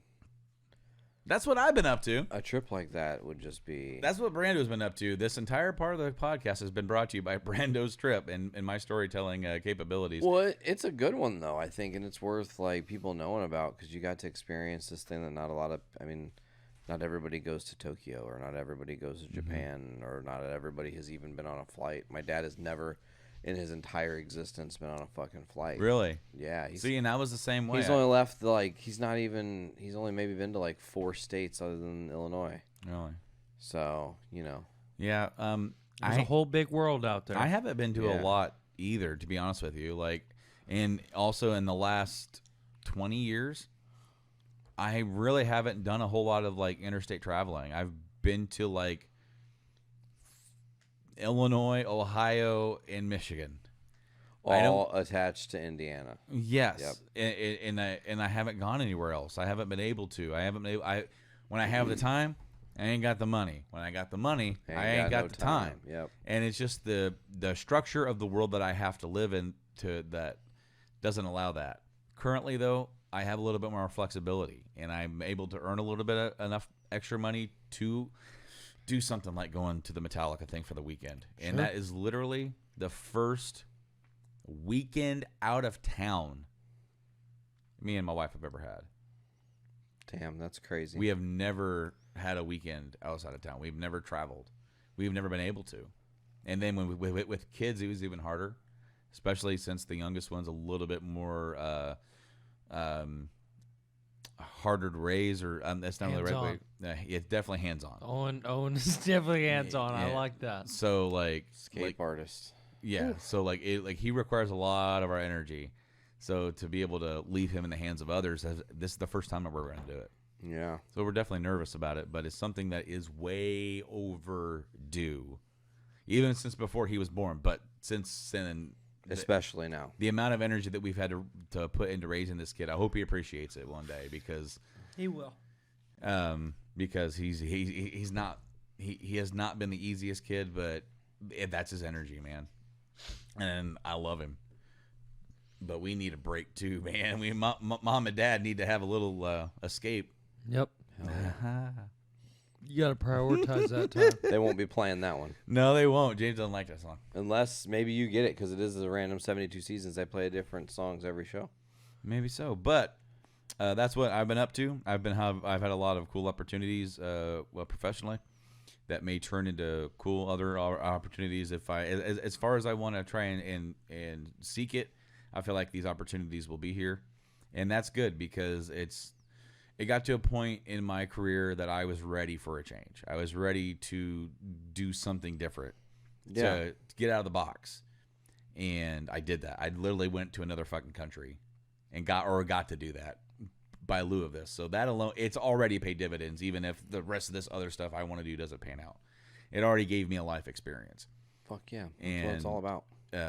So things are looking up in my neck of the woods, but has kind of taken, I've gotten used to how much time has been required of me, but also it's going to be even more. Coming into the next year, I'm going to be busy on multiple shifts, kind of doing all kinds of different stuff, but I'm going to still try to make time for stuff like this. Yeah. Because it's very important to be able to fulfill that, because we haven't here over the last couple of years, and there are, and various reasons why we were in different evolutions of transitional phases within our lives, which in turn caused us to be, for me, not busy to extremely busy. Over the last year has been up and down with how busy I've been. Yeah. But I've tried to keep stuff going. We've kept rank going to the best of our ability. Yeah, pushing through. And we got some stuff that we'll want to talk about in a little bit about that. But for sure, I want to keep pushing forward because I want to keep making time for stuff like this, because it's important to connect, get back, and get back to doing stuff that we really enjoyed doing, but just kind of ran out of time for. And I think it's on us to try and make the time. Well, I want to, because our lives are important, our families are important, but we need time to decompress and just get away from that for a second. Yeah, for sure. I think Jinx, that. by the way. Yeah. Gotcha. You got me. You fucked me up. Speaking on the making time, I think that another important thing is not just about time, right? For me, some of the absentness of the show and not being able to get my best foot is I was mentally checked out. On a different fucking planet, you guys. And a number of factors that I could dive really deep into. There's going to be a book. I fucking promise you guys I'm going to write. I don't I think I posed this question to you earlier, but good one for Brando too. A person who has not already made a path or isn't already famous, do they still have a reason to write a biography or an autobiography? Everybody has a story, right? Everybody has an interesting journey. No one's life is literally, they were born, everything went exactly how life should go, according to a perfect plan, and then when they were very old, well, they died. The end. It's not that easy. It's not that cut and dry. It wouldn't be worth living if it was exactly. There's bumps in the road, but I think that everybody's journey is different levels and different things. It's just it's weird being older and reflecting while also in a transition. That's what I'll say. It's definitely a different vibe for me. Right. Yeah. I don't know if should I just dive into it, I guess, a little bit. Well, definitely. I don't, I guess that's entirely up to you about how far you want to go and how in depth, because. Whew. Okay, so there's some things I'm gonna spare people and details and things that are pretty close to the chest, but things happen. Relationships fall apart. I could say that I wish Veronica the fucking absolute best in her future endeavors. I hate to be like professional wrestling like that, but it wasn't just a relationship. It was a partnership and a business, and it wasn't just her. I lost the band, and that's something that I think really, if you guys want to know the truth, 2021 and 22 is me reconciling the loss of all that. Right. And like trying to like come to grips with seeing what was happening in front of me and going, if I do this different, I can avoid it. If I do this different, and sometimes when the fucking train is on a certain track, it's already on the track. You can't. Yeah. You're not pulling that train, So so that dissolved, and that is what it is. It was hard. It was definitely like one of the hardest things I've been through. But it showed me who I am, right? And it showed me through losing my everything at that time that I could still persevere as a person. And I went out and did things like meeting people and putting myself in awkward situations that I'm not typically comfortable with, and online dating and shit like that, and tried the pool, whatever. Didn't quite work out, but in that story in and of itself is like a lot of life lessons, right?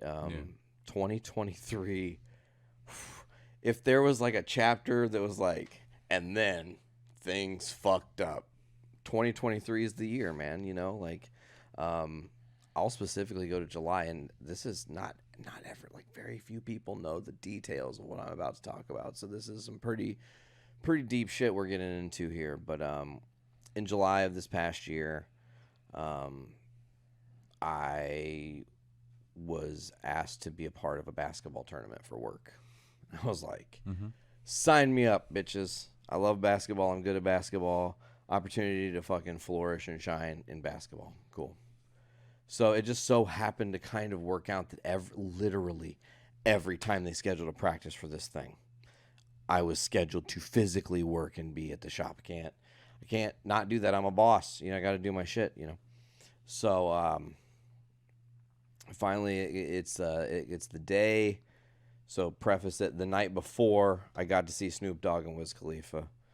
That was a phenomenal show. Smoking weed and listening to Snoop in real time was a bucket list. Fucking check that shit off. I did it. That was cool. Oh, yeah. And it was a great time. Really, it was really a beautiful thing just to see people of all ages and demographics unite in this way. And there was so much smoke. It was crazy. And I apologize to these old ladies because I hit one of my joints that I brought and the smoke blew right in their face. And I was like, oh my God, I'm so sorry. If I'm too loud or obnoxious or whatever, just tell me to fuck off and I'll go walk somewhere or something. They go, no, we know what we're here for. Like, it's fucking cool. Let's go. I was all right, cool, good. Okay, so we're on the same plane there, So the next day, I literally, I had worked the day of the Snoop Dogg concert. I worked 7 a.m. to 3, left the concert, drove up to Tinley, was the first person in line. I'm the first person in, which also means I am the first person rigorously fucking checked for weed. It was a stupid thing. I'm like, what am I doing? Of course they're going to check me the worst. So the guy sees my comb and he whispers, he's like, hey, I'm just going to have to ask you to put that one hitter away. If I see it, I have to take it. And I was like, oh, what? I don't have a what? Because I know what I have, and one hitter is not the thing that's on my person. So now I am a totally left field, and I'm like, what? So I look, I'm like, oh, my comb, and I pull it out. I'm like, bro, it's a comb. And then he goes, so let me look in your glasses case. All my joints are in the glasses case, and I do this. I go, like like a magic trick. I'm like,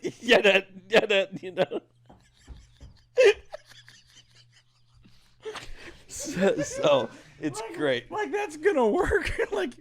It does. He doesn't question it because he sees the glasses in there, and I'm just like playing it off like I'm annoyed. Get in there. It's great.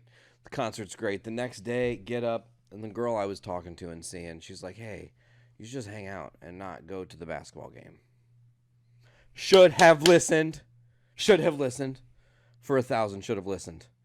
That's the lesson of 2023. Sometimes just fucking listen. Just it's weird. You got to listen, right? She says, don't go to the game. And I'm like, I'm not a quitter. I signed up for this shit. I'm going to the fucking game. I'm getting my $25 basketball jersey that I paid money for because it's an official tournament. You know, like I'm fucking doing. I'm wearing my Jordans that match the jersey. I can't believe that happened, but it's awesome. Get there. We're practicing. Cool. Practice is cool. Everything's vibing. Cool. Doing a bunch of stretches. Cool. I'm older now. I know. Hell I yeah. know. I know. Right? I'm like fucking stretching it out. Just doing the stretching it out. Doing the toe tag. Reaching it. Like presidential. Remember when we did the presidential awards or whatever for school and we were stretching and shit? So, game starts. None of the people that are playing on the opposing team work at a dispensary. The dispensary that they're representing, they're just friends of the dispensary because no one in the dispensary was talented enough to play basketball. Literally not a fucking lie. So they just went and essentially hired a team of kids, 21-year-old fucking ballers. And I'm like, of course, right? Of course. Cool. So... You go up against the fucking The Monstars? Harlem Globetrotters. They are, man. They are the fucking Globetrotters, dude. So, because there was a group of people that had already been practicing, I was like, it's not. I'm just thinking, I'm sorry. It's okay. You guys just sitting there looking at them. They're like doing their little whistling and fucking Shooting it playing. behind their back and it going in. I'm just and like, then you're over there "These going, assholes. I don't even think they're even high, man. They're not. They definitely hadn't smoked before the game. I could tell. I couldn't smell it on them, dicks. So I figure the people that had been practicing, y'all should start. That's a fair thing. I didn't practice a single time. Why am I going to just come in and, it should be a starter. So I just, like, cool. So I'm like the first off the bench. First off the bench in a free throw. Standing. Cool. Defending. Cool. We get the ball. Cool. I take off running because I'm like, I'll just break free. It's like old school basketball. I'll just fucking wing out. I'll get the ball, fucking hit a layup or something dope. Get to where I think I'm going to get the ball. No ball. And I'm like, fuck, I'm going to go to the corner then, I guess. I'll go to the corner. I go to the corner and I see the pass coming at me, so I stop. And as I stop, I physically heard a pop in my body. And I just went, that's not good. The pain immediately, I dropped the ball, so we lose the ball. It's like the shittiest thing on earth. Like my first play, hilarious. It was almost like in a movie. You know, like the ball goes to me. I'm hurt from some invisible injury. You know, no one saw that happen. They saw me take a step, but you didn't see me step weird. Sure. You know? And then, I have to go off the sidelines and I'm icing on the side of the bench and shit. And there's some of my fucking peers that are there and they're super concerned for me. And I walk over to them and I gather up all my shit and I'm like, I gotta go. I gotta go elevate this leg. I'm not right. I'm in shock because I've severely injured myself. What is later a partially torn calf muscle, as we find out. So yeah, great. Cool, grand, wonderful. Let me drive home. And I'm like, in the back of my head going, you have 3 days off of work, dumbass. You're hurt now, too. Go buy weed from work. Go get some stuff. Go home and rest. Yeah, logic. Cool. Sure. So I go and I buy some stuff, but then I'm like, I got to get something from my pops. He wanted some stuff, so I'll get that for him, too, while I'm here. Maximizing on my time.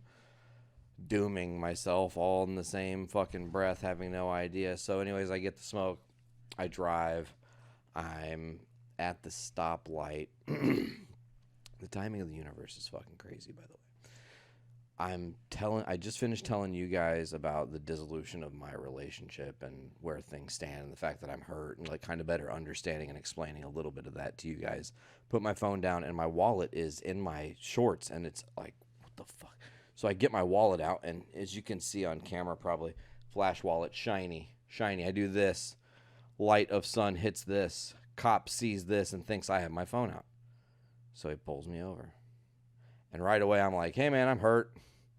And he goes, you need me to call an ambulance? And I'm like, no, I don't want to call an ambulance. I need to go home. I have a hurt leg. I need to just go elevated. I've played sports before. I understand the process, whatever. Everything's cool. He takes my shit. He's asked me a bunch of questions. I'm just doing my casual shit. And He's like, I'm going to give you a citation for distracted driving. I'm like, cool. Respect. I'll take that. I'll take that hit on the chin because it could be so much worse right now. And he looks down. And sitting on my fucking passenger seat, again in my fucking shock and stupor, is a bag from the tournament that is a vendor bag from one of the distributors. And it says, here's to higher times together. Sir, step out of the vehicle. Fuck. I already know. I played this game before. I've been in the back cruiser before. It's always personal use. I don't ever have as much as I had. No, never. And, personal use, they'll just take that shit and throw it away. Or they'll keep it for themselves and smoke it because they're fucking dirty cops. All of them are. Real shit. Not this time. The guy was a total d-hole. Just the worst. And he non-custodially arrested me. So what that means is I am a white-collar criminal, essentially, who had to get my money, because that's what it's really about. They're a business at the end of the day. That's really all it is. Get my $500 and then go to the courts and then pay the money. And then they processed me officially. Though my legal advisor, bless her soul, Natasha, I fucking love you, dude. You're the greatest human person. She was a customer at my job. And we were always tight. We always talked and stuff. And she was like, I do legal advisory for cannabis stuff. And I know cannabis law like better than anybody. I'm like, cool. So of course, as soon as this all breaks out, she's the first person I contact. And I'm like, hey, what the fuck? I'm fucked. I feel it. I'm like, this has just ruined everything in my life. Like, I'm going to be in prison. Like, I just, this like terrible, like, I just went way further. I'm getting sent to fucking Guantanamo Bay. All of a sudden, you're Andy Dufresne. Yeah, I just went way beyond. What you doing there, Andy? Just way the fuck beyond what was actually going to happen. And even the process is terrifying. But Natasha's like, never believe this, man. The prosecutor for Cherville, I'm like, yeah. He stood up in my wedding. I'm like, what? She's like, yeah, let me make a call. So, mob boss mode, I guess. Not really. That's a joke. Don't come after me, FBI. Jesus Christ, we are on fucking recording here, shit. But she essentially walked me through the whole process. She's like, you're gonna represent yourself pro se. You'll get money back that way from the money you paid for your bond or whatever. Adam already knows you're coming.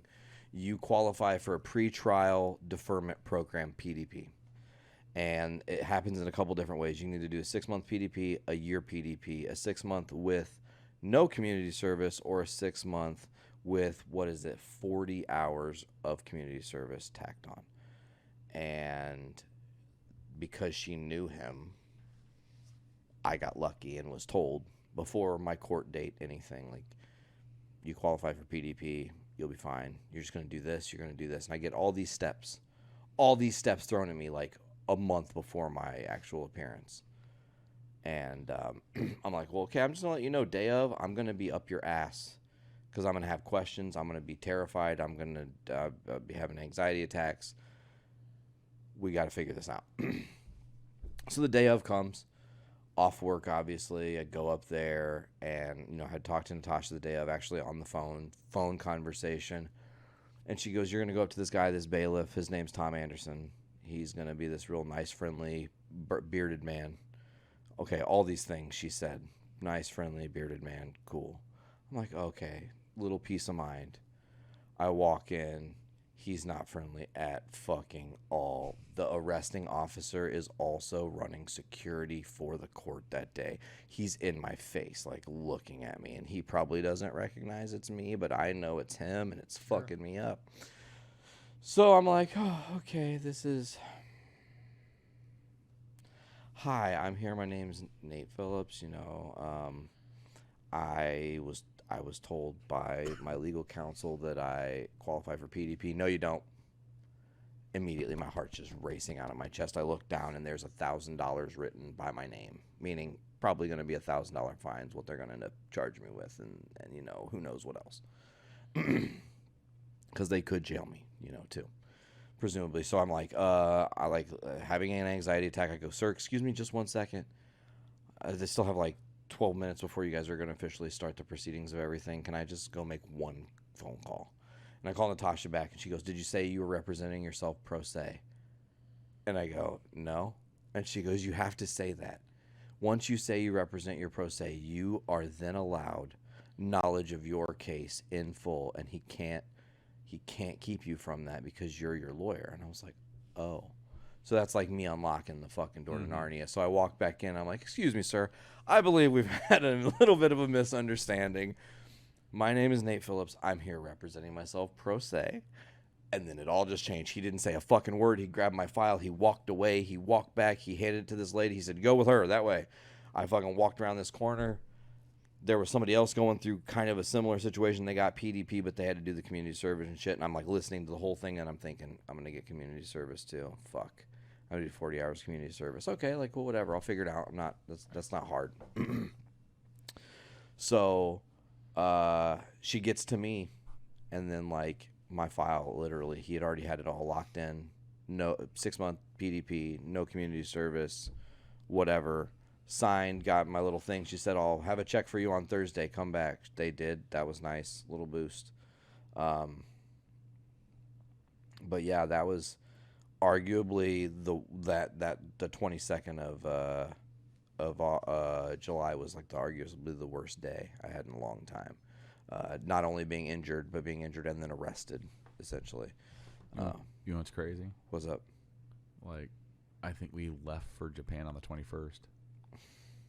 So, like, it's kind of crazy on the timing. Yeah, it is definitely crazy on the timing. You know, it got kind of lucky in the midst of that. You know, before I had gotten injured,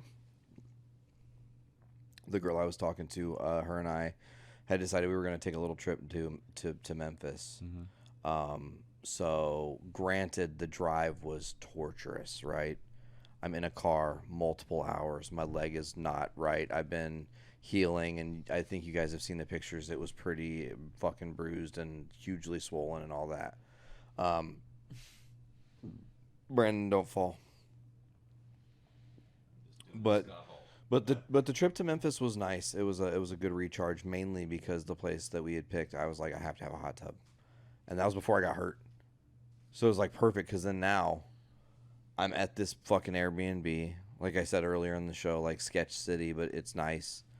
And before anything we did in the city, I was in the hot tub. As soon as we were back, I was in the hot tub. It was like the best physical therapy for my leg, because I was just able to kind of slowly work it and get it back a lot better.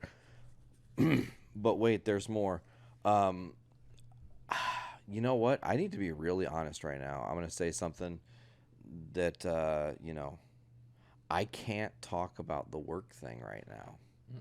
I don't think you should. I can't. For our listeners and our viewers and our friends and our fans, I'm okay. Everything's okay. I'm good. I think that should get totally squashed and handled before. And then once it is all, and there's no pressure for you to ever talk about that anyway. Yeah. But you know, that's your business. But they did what they did, and I'm doing what I'm doing, and it's gonna get figured out. Hard thing about being the best and knowing that you're not wrong is I know I'm not wrong, and that's where the whole situation really lies. So we'll at some point circle back to that part of the story, but you know, my time at Mission is done, and I'm actually weirdly at peace with that. I've had some of the best sleeps of my life on the other side of that, which is weird. But here's the hard, you know, the hard truth, right? And Brandon, this goes back to what you're saying, is it's sacrifice, you know. I think, and you know, not all of it. I can't cop out and say that the job is the only reason that some of the shit that went down, right? But I can say it's a lot of it. And I can tell you that time away from the ones you love, even though they say distance makes the heart grow fonder. Nope, not true. Nope, it makes shit way harder, and then you miss out, and then you try to come in and be what you think is this model of a person, and even on your best day, some days aren't your best day, you know. And that's I think that's like a powerful lesson at the end of the day. That, you know, Tyler had asked me, like, what are lessons that you learned from this year? And there's a lot of lessons. We were talking about just how all of us have kind of gone through these transitions and just getting older. We're all doing our own shit. Not like I told Nate, you know, I focused on just trying to be healthy, you know, trying to not poison myself as much, trying to be aware of the shit that I put in front of my kids to eat, because they, you know, our parents, they didn't fucking know. So as much as they had a choice, they Limited choice. limited choice. Now I have a choice. And if I have to work a little bit harder so that the kids and I and Skylar are eating like real fucking food, and that when my friends come over, you know, we cooked a nice dinner tonight. That was so good. We had some good times, and that was like, it was real food. That wasn't, I didn't, and there's nothing wrong with convenience store food and do whatever you got to do to get by, you know. But if you can make the choice, but if you gotta can, definitely put the work in. The cook. It's better for you. And we did a huge garden this year. I saw some in the backyard. Yeah, that's the back remnants deck. of it. Yeah, and you know, that shit's. I figured out that that's like really important to me. When before it was just like, whatever. But it's like, dude, I feel better. I sleep better. It's like, it's, you know, that's what we're supposed, like, even that is a shadow of like the real food that we should be eating. But like, dude, we're not supposed to eat fucking all this trash. Dude, I love fucking these have been my guilty pleasure here lately. Dark chocolate Milky the Ways. mini Midnights. Milky Way Midnights, dude. I did not, and I do like dark chocolate for sure, but these, man, it's I don't really like a normal Milky Way, but these fucking Midnights, man, they're A good. little extra. They are, like, I have nostalgia for late night drives with a can of Monster, original green, and a dark chocolate Milky Way. Dude, bar. you're the one that got me hooked on these Milky Way Midnights. So, And so when I was dating my wife, I came over here. I meant what, 06, 05, 06? We met in 05. 05, yeah. Yeah. So that's when we started dating. Was it like November? 18 years ago. Goddamn, bro. I know. Your relationship can graduate high school now. I know, dude. So, but in that time, I think I came over there in November, and then December, I think maybe was once or maybe twice. But after that, it was almost every weekend. Every single weekend, I made the trek over. And there was only a few times that I missed during that time period, and until we moved in together in June of 07. But on the way home, I'm a creature of habit. Once I find something I like, I kind of stick with it for a bit. Yeah. Until I get sick of it, and I never got sick of that. It's just that combination of flavors. When I have both of them, instant transmission back. I think we've talked about this with me and it being Red Bull and jerky. Drives with Jason, champagne and shit like that, just being in the back seat. and I've been doing the ultra watermelon and a Snickers bar. Yeah. Dude, just the OG Snickers, not even like the king size, like the Just a normal size Snickers. It's enough, dude. Single Snickers log. is a lot. It is. It's a lot going on. It's a party in your mouth. I love the evolution of fucking those candies, by the way. You have Three Musketeers, it's just the nougat. Then you have Milky Way, it's the nougat plus the caramel. Then you have the Snickers, it's the nougat plus the caramel plus the nuts. Like, they just are like supersizing your fucking thing. Yep, it's like a deluxe sedan or some shit, you know? Absolutely. I remember when Mass Effect 3 came out. I got a 24-pack of Monster from Sam's. Hell yeah. And I got Jake's got you again. I got like 7 dark chocolate Milky Oh Ways. fuck. Yeah, man. And I laid on my couch. I took time off of work. Hell yeah, dude, I did too. My man. Yeah, bam. And I took time off of work, and I didn't get to play it right when it came out because we had to leave for a concert. And then we had to go stay overnight, or we went to the concert, stayed overnight, and then came back, and then I could actually put time. And that was, I just had Milky Ways and Monster for like 2 days straight. But I wasn't chugging the Monsters. It wasn't like I was like down. I wasn't having like I had a couple a day, but during that time period of like 12-hour gaming, I had 2. Right. You know, and then I was like go to sleep, and then I come back up and I played for 14 hours. Like that is the most longest gaming sessions I've ever had, is playing through Mass Effect 3. Now, if I sit and play, I played the other day. I didn't go. I had a really bad vertigo, like you were dealing with, dude. So I didn't. It was in like migraine town, so I didn't go to work. I wasn't feeling great. But when I took like a 4-hour nap, dude, and I fucking woke up and I was like, man, I don't feel too bad. Still felt like shit. The but groggy after that. yes, hard. dude, it was rough. So I played Starfield for like 10.5 hours after that. How is that? I have moments where I really, really like it, and moments where it's like, dude, I cannot believe here we are again, another fucking Bethesda game. I read a thing from Todd Howard yesterday, and what was the other guy's name? The one that just left? Pete Hines, is that his name?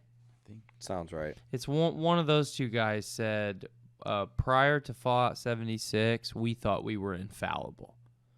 Could not make something that would not sell. And then they made Fallout 76, and it was ass. And, you know, the rest is history. But Starfield is... Sorry, I had a stroke for a second. Starfield is really, really cool. It's not a space exploration game. It's a space game. So if you can put this isn't like I'm constantly like they definitely can scratch the itch for whatever you want. I spent a shit ton of time doing side quests, and now I'm doing main story stuff, and it's kind of weird. I don't really know what's going on yet. But I spent like 3.5 hours building my ship. Damn. Exactly the way that I like it. And yeah, I mean, and I pay for Game Pass, so I didn't have to spend $70 to get it, you know? Get it right away. Yeah. Yeah, I got Game Pass to play that. Yep. For the I month of don't have an September. Xbox, Yep. so. You don't need one. You can use PC. But, Oh. like, you got to have one capable enough to run. Yeah. Some of the Yeah, stuff. probably not. But- Not the Pornhub machine. Yeah, no. but- I got Game Pass for the month of September, but I chose to only get it for the month of September because I wanted to try it. I didn't want to like deep dive into it, but I did play it for pretty solidly for a week and a half, and then I kind of trailed off. I've put like 50 hours into it. Hell yeah. Probably already. I probably played for like maybe 10, 12, and I liked what I played, but it's very Bethesda-y. Yeah. Lots of bugs. Lots yeah. of game constantly crashing. Yeah. I didn't have too many crashing stuff. I have had Have a you? bunch. Yep. But I mean, it doesn't surprise me being Bethesda. I quick save. I have it set to auto save now every 2 minutes, and I'm constantly quick saving it because multiple times I've lost like Hours. not quite hours, but like 45 minutes of like I just did like 3 hours of stuff in 45 minutes, and I'm not redoing all that Right. shit. You know. But I wanted to get back to trying to finish FF16. Yeah. I got the game the day the game came out was our shutdown period. So my work now, I am very busy during those. Yeah. Shutdowns where they don't run production, but now I have to be there during that time. So I didn't get a lot of time to play during that time. But then I had a small window in between the time when I left for Japan. But when I got back from Japan, as I said, it took a whole week just to get back to feeling normal. For sure. And then after that, I was in this weird funk, man, where like I just was not in the mood for anything. Yeah, I didn't dude. want to play anything. And I I've didn't been wanna, that way too lately. Didn't want to like. go out. I don't know. I was just in a weird mood, so I really didn't play much during the whole month of August. And then Starfield came out, and I wanted to try it. And me playing that and enjoying what I played of it reminded me, you need to go back to 16, FF16, and beat that before you come back to this and before you play Spider-Man. Because I know you want to play Spider-Man, Brando. I know you do.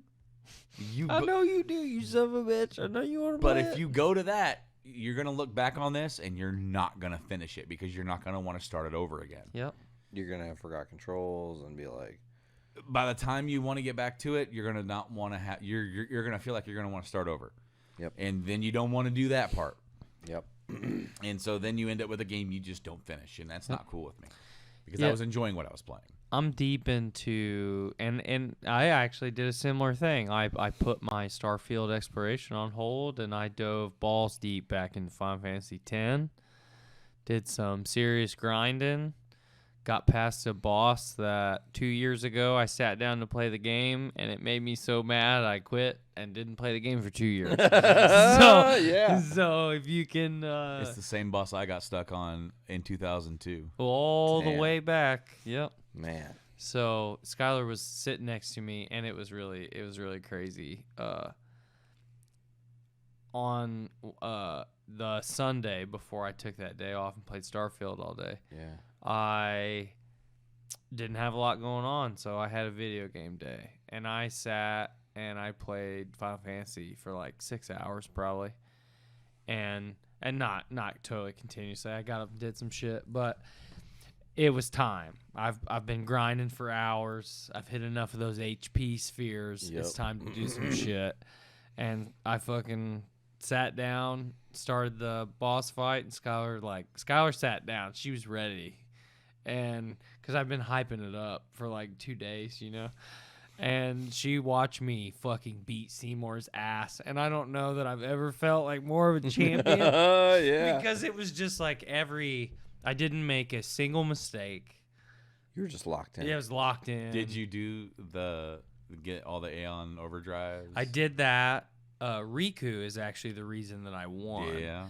Because I was grinding and I kept getting the same set of enemies where it would either be 3 Machina or a Machina, a wolf, and a drake, or 1 Machina and 2 other small things. Well, if Riku steals on a Machina, it insta-kills it. So, those specific ones. And so I would just haste everybody and then steal. Well, and I would have like whatever the other 2 party members are do ability spheres. So the enemies drop ability spheres no matter what. So I would just insta-kill them. And then I'd run around, and if it wasn't those enemies, I would just flee, run around. You had it set up. Yeah, I had it set up. Yeah, dude. So I had 64 Albed potions when I started fighting Seymour. So every turn with Riku, she's taken 3 to 4 turns to Seymour's 1. Yeah. So every turn, I'm healing myself 3 times. You know. So yeah, I basically just cheat coded him. And then immediately rolled right into the next boss, and then the boss after that's got me kind of stopped. But yeah, I haven't been playing a lot of video games this week. It's been all work. I've been focusing on that. I actually had one of our like apprenticeship like committee members come up to me and ask me if I'd be interested in actually being an apprenticeship teacher a couple days ago, which. That's obviously a big commitment, and it's flattering to be asked. Yeah. But it's also, like, nobody wants to do it. You know, it's one of those Thankless things. job. Yeah. So, I don't know.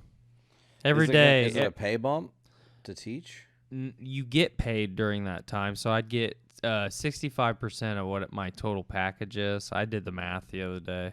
It'd be a little bit more than what I'd be getting paid if I was a foreman. You get paid for 3.5 hours for every day that you teach. Okay. So I'd have it set up where we'd be in class for like an hour and some change, and I'd get paid for 3.5. You know. Fucking dope. But yeah, I don't know if I'm really interested in that because like I said, it's a big commitment. It's 2 days a week of already, I'm already working and shit on top of that, So Yeah, man. It's hard. It's hard to have time for everything and well, there's not enough time. there's just not. And with it just you feel guilty when it's like, well, fuck, I don't have time to do that. And it's like just having to prioritize the stuff, it's a point in my life where I don't feel guilty about stuff anymore because I know. We gotta retrain our brains, right? And go, I'm not guilty for missing this or not getting to it right away. I feel fortunate when I do have the time to get to it. For sure. Just, the way to look at it. I think that actually, weirdly, I had a spur of the moment, just sitting here, thought, we are still a journey into comics. We still have a lot of nerddom and stuff. There has been so much we haven't covered. Oh, yeah. No chance to sit here and we're not hashing out every fucking thing. It's just not possible. You guys aren't getting that. Sorry. Yeah, we're not doing This that. is reflection episode. But I thought it'd be funny to quick fire the MCU Phase 4 movies, and I'll just say good, bad, or indifferent, quickly, watch it, don't watch it, because there is some shit that I think is worth letting people know, hey, fucking check it out, it was cool. Okay. And there's other shit that's I haven't seen it all.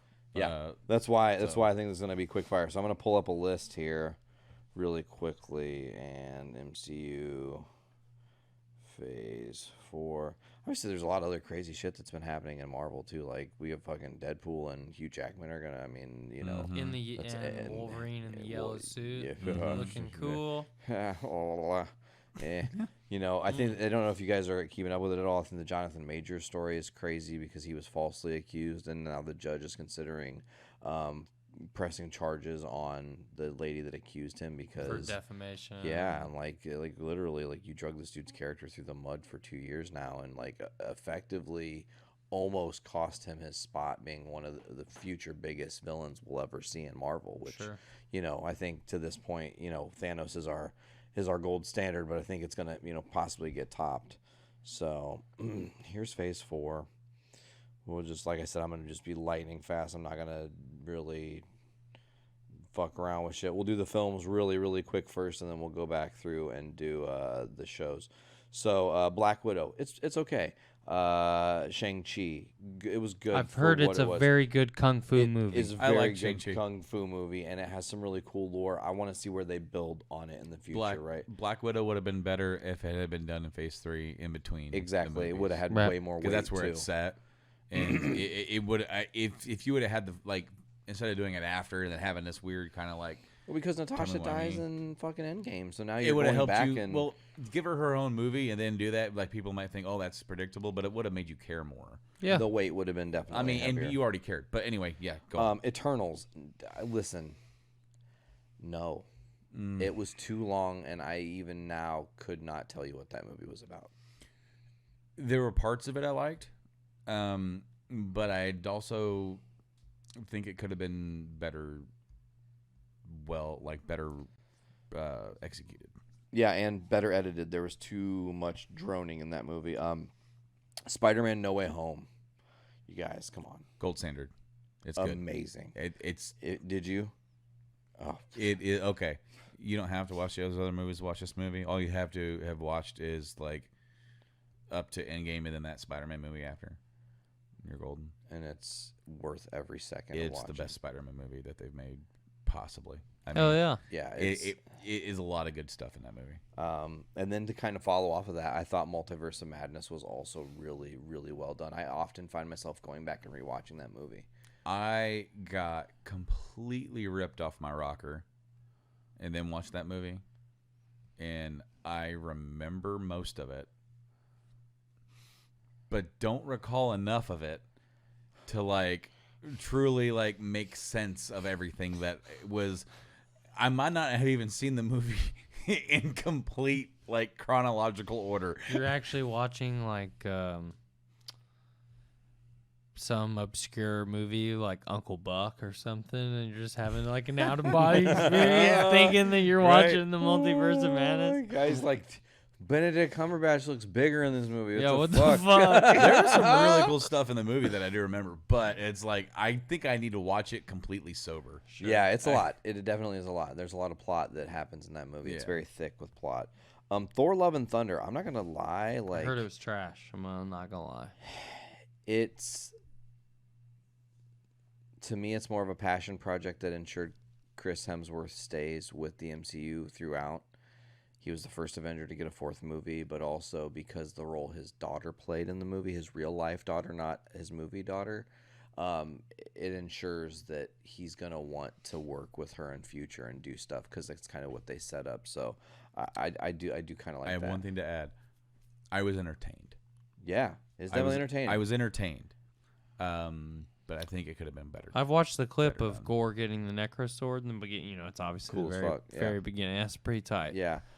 Good job with that. My biggest complaint about Love and Thunder was too much Guns N' Roses. You're not Guardians. Sorry, I know they were in it for a little bit of the movie. You're still not Guardians, Taika. I know you killed it with Immigrant Song and fucking Ragnarok and then being perfectly timed song. You missed here because the two we had Paradise City and Sweet Child of Mine are both in the movie. Mm-hmm.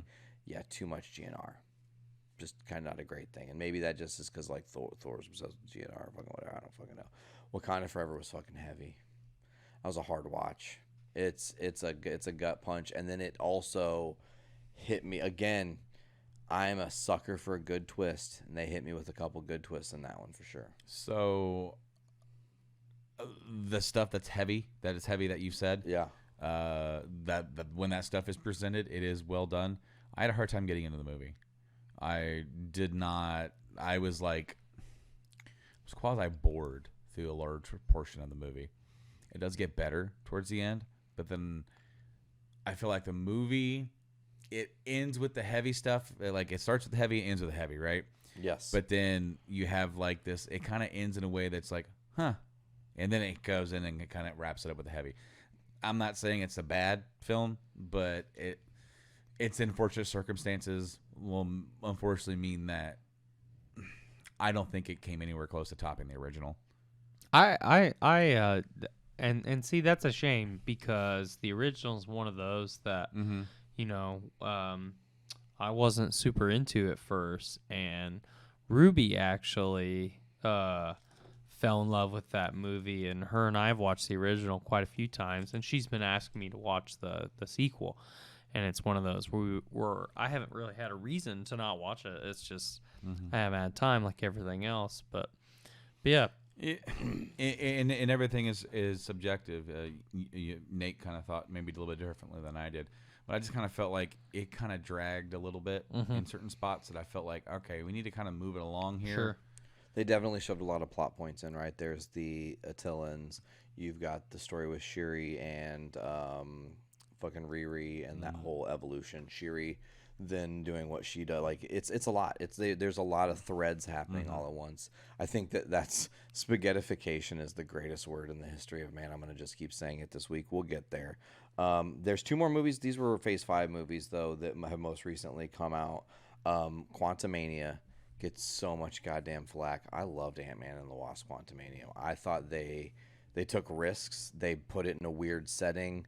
They leave you with this gross feeling at the end of the movie, which I loved, because you know, especially if you've watched Loki, and we'll go through the shows and rate those two, but like if you watch Loki, you kind of know the path they're on with the concept of Kang. So to see him in action in Ant-Man, and then to see how that all plays out, and the really fucked upness of that character, and then to question at the end, like, well, did we do it? Did we win? Did we really win? Like it set a tone for me. I think it's worth a watch.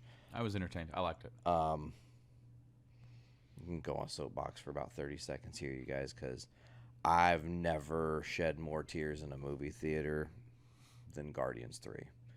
It gut punched me. Every 5 minutes, that movie has a gut punch in one way or another that you either don't see coming, you're not expecting. It just, you realize that we're coming to the end of these characters' journey in the story, and then these very important moments where their character development hits the final peak. It's powerful. It's powerful shit. Like you had me entertained for 2.5 hours with tears in my eyes throughout. is really saying something because it wasn't like particularly the saddest movie, but it's also like the saddest fucking movie. It's a double standard in that regard, I think. Brando, yeah, same. I liked it. Yeah. Okay, so we're gonna finish up here because I got the shows too, really, really fast. I know we're trying to get us out of here before it's too crazy. Television series. Okay, so we had WandaVision, which we covered. Awesome. And I see that for me. I've told a lot of people that's kind of the reason why I've had such a hard time watching some of these MCU shows. Because, dude, I dove into WandaVision and was invested and really liked it. I thought the ending of the show was fine. Every part of that was fine. And then I went straight from finale of that into watching Falcon and Winter Soldier. And it was like I was up here and down here, and it just didn't hit. And then I just haven't watched TV since. So, but yeah, I really liked WandaVision. Let's see here. We did, like you said, Falcon and Winter Soldier. I think that is definitely a low point in Phase 4. It does okay, cool, it's backstory, cool. You're getting Sam Wilson's coming up as like him accepting the mantle of Cap, and you get some cool character development with like U.S. Soldier, but it's not something I've ever went, man, I'm going to go back and watch Falcon and Winter Soldier. Let me go put that on right now. Loki. Season 1, fucking fire. Just if you haven't, please do. It's I liked it. Incredible. Especially, we'll talk about season 2 here in a minute. It had a good mix of like storytelling and comedy, where the comedy doesn't completely overkill it, but it's still funny. Yeah, it does a great job of that, actually balancing the two. And Owen Wilson's great. I like the What If cartoon thing. I think it's really cool and clever. You get to see these different perspectives on different moments in the MCU, and what if Thor would have never became the king of Asgard. They do a great job of suspending your disbelief. What's that guy? Jeffrey Morgan, right? He's Uatu, the Watcher, the voice. Jeffrey Dean Morgan. Not Jeffrey Dean Morgan. No. Hold on. Hold up. Damn it. Wait a minute. Yep. Hey. Hawkeye was pretty good. If you didn't see Hawkeye was actually pretty good. It's nice because it's like you learn more about Clint Barton as a character. He also is kind of passing the mantle in a way, so it's it has a cool dual purpose. Jeffrey Wright. Thank you, Jeff Wright. Morgan. I don't know why Morgan popped in there.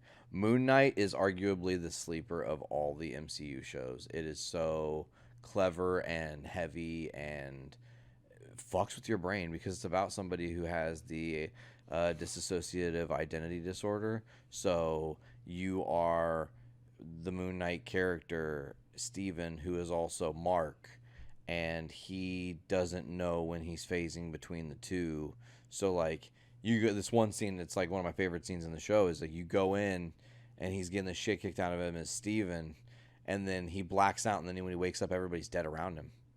He has no idea how everybody's dead around him. There's blood all over his hands. What the fuck? And then like it builds on that, like he's not really in control, which is it's epic. And then fucking Ethan Hawke is amazing in that show. Miss Marvel was good. It's cute. Like it's a cute show, and it's cool because they're introducing Kamala Khan. It's cool for inclusion and stuff like that. That's not the only reason it was good. I think it's a good launching point for that character. She's obviously going to be in the Marvels movie that's coming out in less than a month here. And then She-Hulk was fucking hilarious. It was honestly just really funny. I laughed a lot. We had 2 specials. The Werewolf by Night, which they just re-released in color. It was a black and white initially. Now they've got it in color as well. That's pretty fun for a Halloween watch. It doesn't really tie to anything else in the MCU per se. It's its own little substrate, so you can just kind of like jump in there. It's a good event. 40 minutes, get out. And the Guardians Christmas special, which was a nice setup, had Kevin Bacon, which was cool. Oh yeah. Yeah, but I mean we missed a lot. Yeah, That's just Marvel. Yeah, that's not DC. We didn't talk about or the Star Flash Wars. or Star Wars. God, there's so much. I know. We have more episodes though. We can do one of these on another topic for next week. Yeah. So like, do you like really quickly? Do you want to like talk about what we've been talking about? or do you want to save that for the next episode? Well, I mean, it's kind of no time like the present, right? We've been discussing what comes next with this show, the future of everything, soft reboot, hard reboot. Like, what do we do? Das Boot. Das Boot is a great drinking game. It's we've done a little behind the scenes work to ensure that at least for another year we've got the .com locked in. So it's like I think we all agree that it's like we want to try to maximize, but we also have to maximize in knowing that we also have schedules and limits. And we've already been playing the game with schedules and limits. You briefly mentioned we're doing another rank right now. It's the swiftest done rank we've ever done, I think. It's because we're all we're all putting in the effort. Yes. To and that's really what it is. It's like, and I'm gonna try and start doing that every week because I have a calendar set up specifically to manage my wife's stuff, my stuff, and say when I am or am not available. I got calendar. Calendar. And so I'm trying really hard to be like, you know what, I've been available, and of course, like we've all been going through different stuff, but for the longest time, Nate, you were the one who was always available and keeping the thing reaching out, and that didn't happen anymore. Daddy burned down a little bit, and then with the world point. Crumbling kind of all at once. Yeah, so once that kind of stopped being a thing, and then you became very dedicated to what you were doing, like you were radio silent for long periods of time. I hated it. And so, because I would see everybody's messages and shit, and I would want to have the energy to even be like, I fucking love you guys. And then I'm here, stuck in the machine, stuck. But it was just kind of like a weird role reversal, because then, like now, I was actually more available than ever before. Fucking course it works that way, right? And now it has that window's kind of closed up, but I'm gonna try and make more time for personal decompression. Yeah, it's important. And that's what, we want to do this show more often. We want to try and get together as often as we can. And it's not going to be every week, I don't think, because schedules may not allow that. But I definitely want to try and hit a couple a month if we can. And we may not necessarily continue on with the same sort of format as if we have to cover this newest movie or this newest thing and whatnot. If somebody has seen it and has something to say about it, cool, like we just did. We're gonna try out some new stuff. Yeah. We're gonna just focus on hanging out and spending time together, and it's a new dynamic for the show. Actually kind of look forward to, dude, when I first started recording with you guys, and it was we were all going out watching movies, coming back, I really looked forward to doing that stuff. Not that I don't now by any means, but just having a little sprinkling of that bro time. Yeah, that just a little bit extra desire to, like, I want to, there's been a couple times that you and I have just impromptu, like, hey, let's go see a movie. Yeah. I miss that shit. Yeah, dude. Yeah, absolutely. Same. And, back then we ran so hard, so fast, where I mentioned this to you, Nate, and I'm trying to remember exactly when I did, because obviously we were talking about how, like, we ended up rolling this thing and rolling it out into where we had a whole network, not just a podcast. We had a podcast that turned into other podcasts that then begat other podcasts, and we had other like-minded people that we have spread this joy of broadcasting yourself out there. And you and I's relationship, Nate, has always been rooted in a form of content creation. When you think about it, that's when we became close. Funny, October 20 years ago, bro. Yes. 20 years yes. ago, like, yes. right on. We are right here. And fucking, like, Halloween. Literally. Halloween is not only my wedding anniversary, day. it's the anniversary of the formation of the band. Hell yeah. But the very essence and root of our relationship of becoming friends and brothers is content creation. So when we got together and invited other people into our vibe, because when you and I get together, at first it was the band stuff and this, and then of course the podcast stuff. If all we do when we hang out is create something, you and I are fulfilled. We have vibed off each other's energy, and then literally we could just get together, do that, and then like Peace. We'll see you peace next out. time. All right, man, I gotta go. Yep. And it's like I consider it not work, but hanging out with my friends. For sure. When other people kind of got involved in that, and I saw this from different people, they got overwhelmed with the fact of, do we have to do a podcast? I'm like, well, yeah, we're together. That's our vibe. Yeah, because we that is should how make it's the most just of it. Basically, this is what we would be doing anyway. We're just hitting record. This is what band practices were. Instead of us playing our instruments, or in between us playing our instruments, we'd be talking about something and generally getting on Nate's dad's nerves because we were too busy geeking out about like that week's episode of Raw or this episode of Walking Dead or whatever it was we were geeking out about at the time. But like, that's literally what it is. So I do know because I heard from like other people within our friend group, maybe from a little bit on the outside of that, they were like, man, every time it has to be that. And I'm like, this is a negative thing? And people get kind of burned down on it because they just want to hang. And that, to me, that is hanging, but it's different. So that is where like we can do both. Yes. It's all about compromise. Yes, absolutely. But like I felt like the overall in a period of when the world turned to shit, where like there was so much to do internally, where that would make an idea of what we had made of broadcasting yourself strive. It did the exact opposite. It like collapsed in on itself, and a lot of people got out of it or lost interest or passion or whatever. And that's not to say that we're not still friends with anybody in this group. We all are. That group chat is still active to this day. And not everybody's making content anymore. And that's okay. They don't have to. But I do want to. I want to get back together, and I want to get started. So we've talked about like a soft reboot, not like just a podcast, just dudes talking, and whether or not like this episode has been mostly about our lives, what's been going on, catching up, because we've had a lot of catch up to do, and that's just this year where we've been radio silent almost all year. And so we want to do some more. There's going to be some changes, and it's hard to say exactly what form that those will take, but I have a great idea for the next episode that I've ran by both of you, and I hope that we get to do something like that, because I think that would just be a real treat for everybody. Also, we should mention next episode would be 350. It is. And just another mention, and this is a fucking like lump in my throat. January of this year is 10 years. Yeah, that is what crazy. the fuck? Like that is crazy. That is, yeah. You started it. You did a couple. What, 4?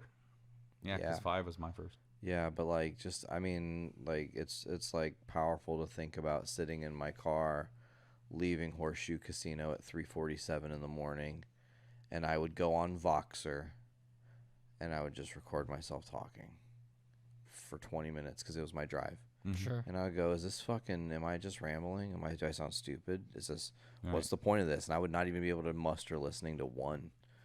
And then, you know, if you follow the histrionics of the show and everything, you know how everything kind of fell into place. If you don't, I encourage you to go back and find those. You can find them on the .com. I know you cannot right now necessarily find them on any streaming service because we put too many goddamn episodes out. But to go from that moment to not like, and the YouTube, I think a lot of the early ones are still in there might be some in the hundreds that are like missing, but weird, but like it's a powerful reminder of like planting the smallest seed can have the biggest fucking effect.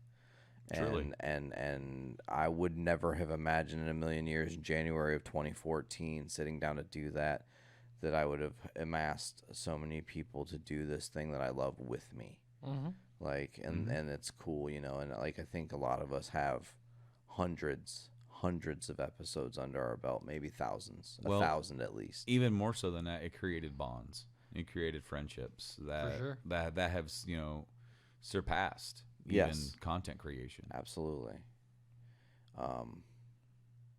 it's cool. I feel like every time we get around a big number, we reflect a little bit, but it's different this time, being just in a different place in my life. It's kind of weird that I'm 10 years ago at the exact reverse of where I was, and now I'm taking in this different role in my dad's life and shit. It's a lot. It is a lot, but the chronicles of everything are right here, which is cool. Well, and also everything that's been going on in your life that's been in like this world upending, but also it's like it weirdly enough has put you where you need to be. God, I was just thinking about the other day, Brando, like with everything happening. That's Japando.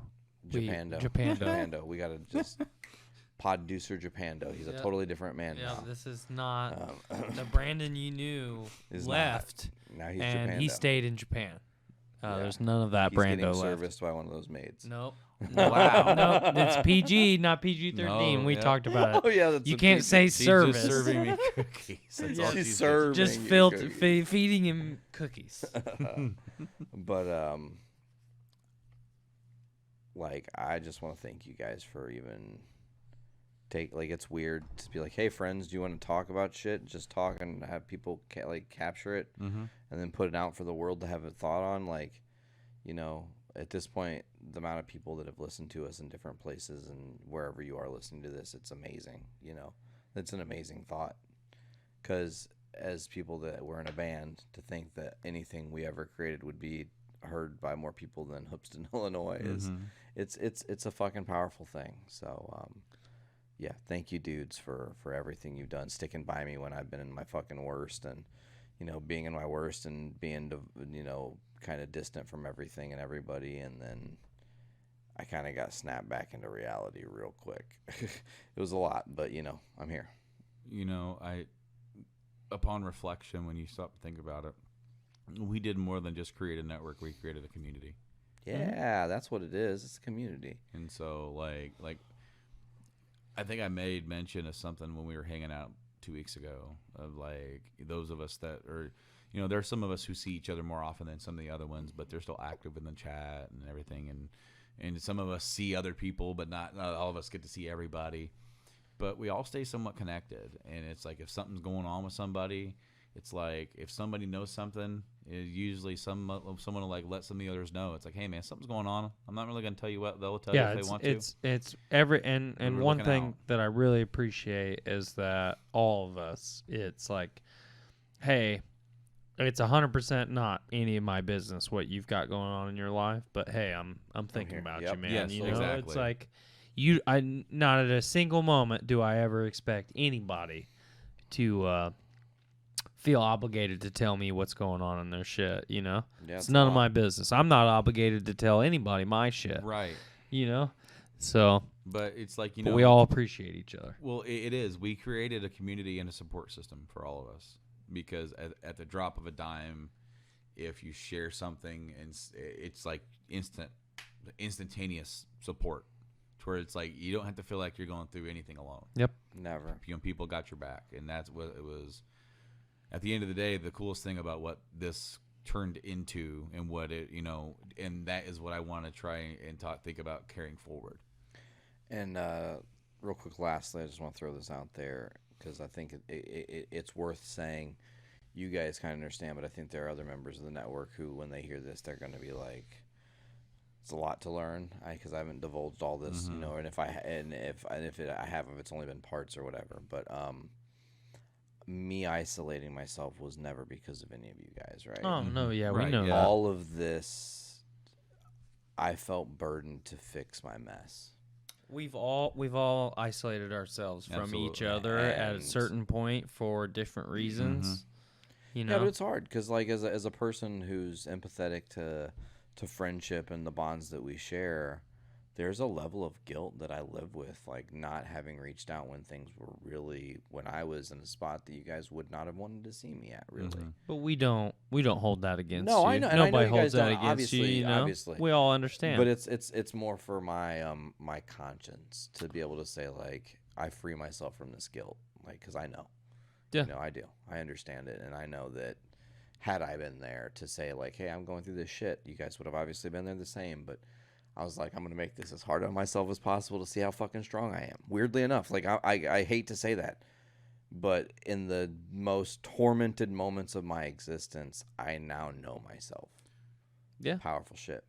If there's one thing that I was really glad for more recently, to think about on certain aspects of our long-term relationship and when and where certain conversations probably should have been had when they were indeed at the moment of apex, like going back to some situations that have happened in the past where when that needed to happen, it couldn't happen, or the phone call couldn't happen, busy, whatever, this and that. When it was a couple of weeks ago and you sent me a text, hey, you got a minute. First and foremost, you send me a text like that, Immediately we know I know something's wrong. something. I know. Like, let's be honest. Yeah. Brandon's like, yeah, Nate texted me and we talked on the phone in the middle of the day, and he said, hey man, you got a minute? And I was like, so you immediately, and I said the exact same thing. I was like, so as soon as you read that, you immediately knew something was wrong. And It's so like, there's no yeah. subterfuge here, dog. Like, we know. So like the best part about my current position is that I do not work line side. Yeah. I work offline. So you can step away if he needs to. Yes, and you have certain freedoms that others don't have, and that's awesome. And I've been blessed to be able to have this. But I was able to. When you said that, I said absolutely. Do you need to call? Because I have the ability to step aside and hear what's going on. Yeah. And whereas in my previous position, I could not do that. I couldn't. You'd been like, let me hit you after 5, bro. And that might have been changed. I mean, we might still have had that conversation, but when you texted me that in that moment, in that situation, in the heat of the moment of the emotion, it was, I need to text Brando. I need to let him know what's going on because we had planned to hang out. Now things have kind of been uprooted and changed, so I need to tell him. And and I was so glad to be able to do that because we were able to, because you were still processing things a lot at that moment. Like a grenade had been fucking set in my lap, brother. Exactly. So it's like, you needed that, and I was so happy that I could provide that, even if it was just like being someone for you to just get it out in the void with and say it. Yeah. Because sometimes that's all we really need is to just verbalize it and have somebody there to listen, not really offer any sort of help, but just listen. And that way you can get that out. And then you can start to then fully process and heal. So I was so glad to be able to do that because there's so many times in our past that we could have, should have, and hadn't. Yeah, and it's hard. for different situations, but I was so glad in that moment to be able to do that because that is what this and about community should be, is being able to hopefully be able to have that luxury and freedom to just instantly I think this is the like secret to life, right? You find people that are your family that aren't your family and that you have support for. Tribe. And they support you. Exactly. It's your tribe mentality. Tribe community. Blaine texted me the other day about an issue that him and I have had throughout our friendship, and I was so fucking proud of it. And Blaine, you're listening to this, I'm fucking proud of you because he just flat out was like, hey, I don't really know how to ask this, but is this going to be an issue? And he was just direct and was like, hey, Didn't come at it passive aggressive. No, or weird. it was That's just good. like, hey, I don't want this to be an issue. Is this going to be an issue? And it's like, absolutely not. We talked about it. Bing, bang, boom. No problems. That's how it's. That's how it's 100% how it's supposed to be. It's not. There's not a single thing that you do in your life that you should ever be like, well, I hope this doesn't make Tyler mad. It's like, dog. That's like the total. That's where you're at. That's There's the some total issues. opposite. Yeah. We got some shit. We need to figure We out. gotta get through the woods here. Yep. But Fuck. yeah, we all got to look out and take care of each other, and Yeah. life's too fucking short to not be happy. We gotta do shit that makes us happy. You already know. It's really weird. I was thinking about this legacy-wise. It's cool to me right now thinking about the children that are in our lives. You guys have kids. I had a kid, by proxy. They'll be able to go back and listen to the real history as it was happening with all of us. Yeah. Sure. For 10 years at least a 10-year block of time. That's huge.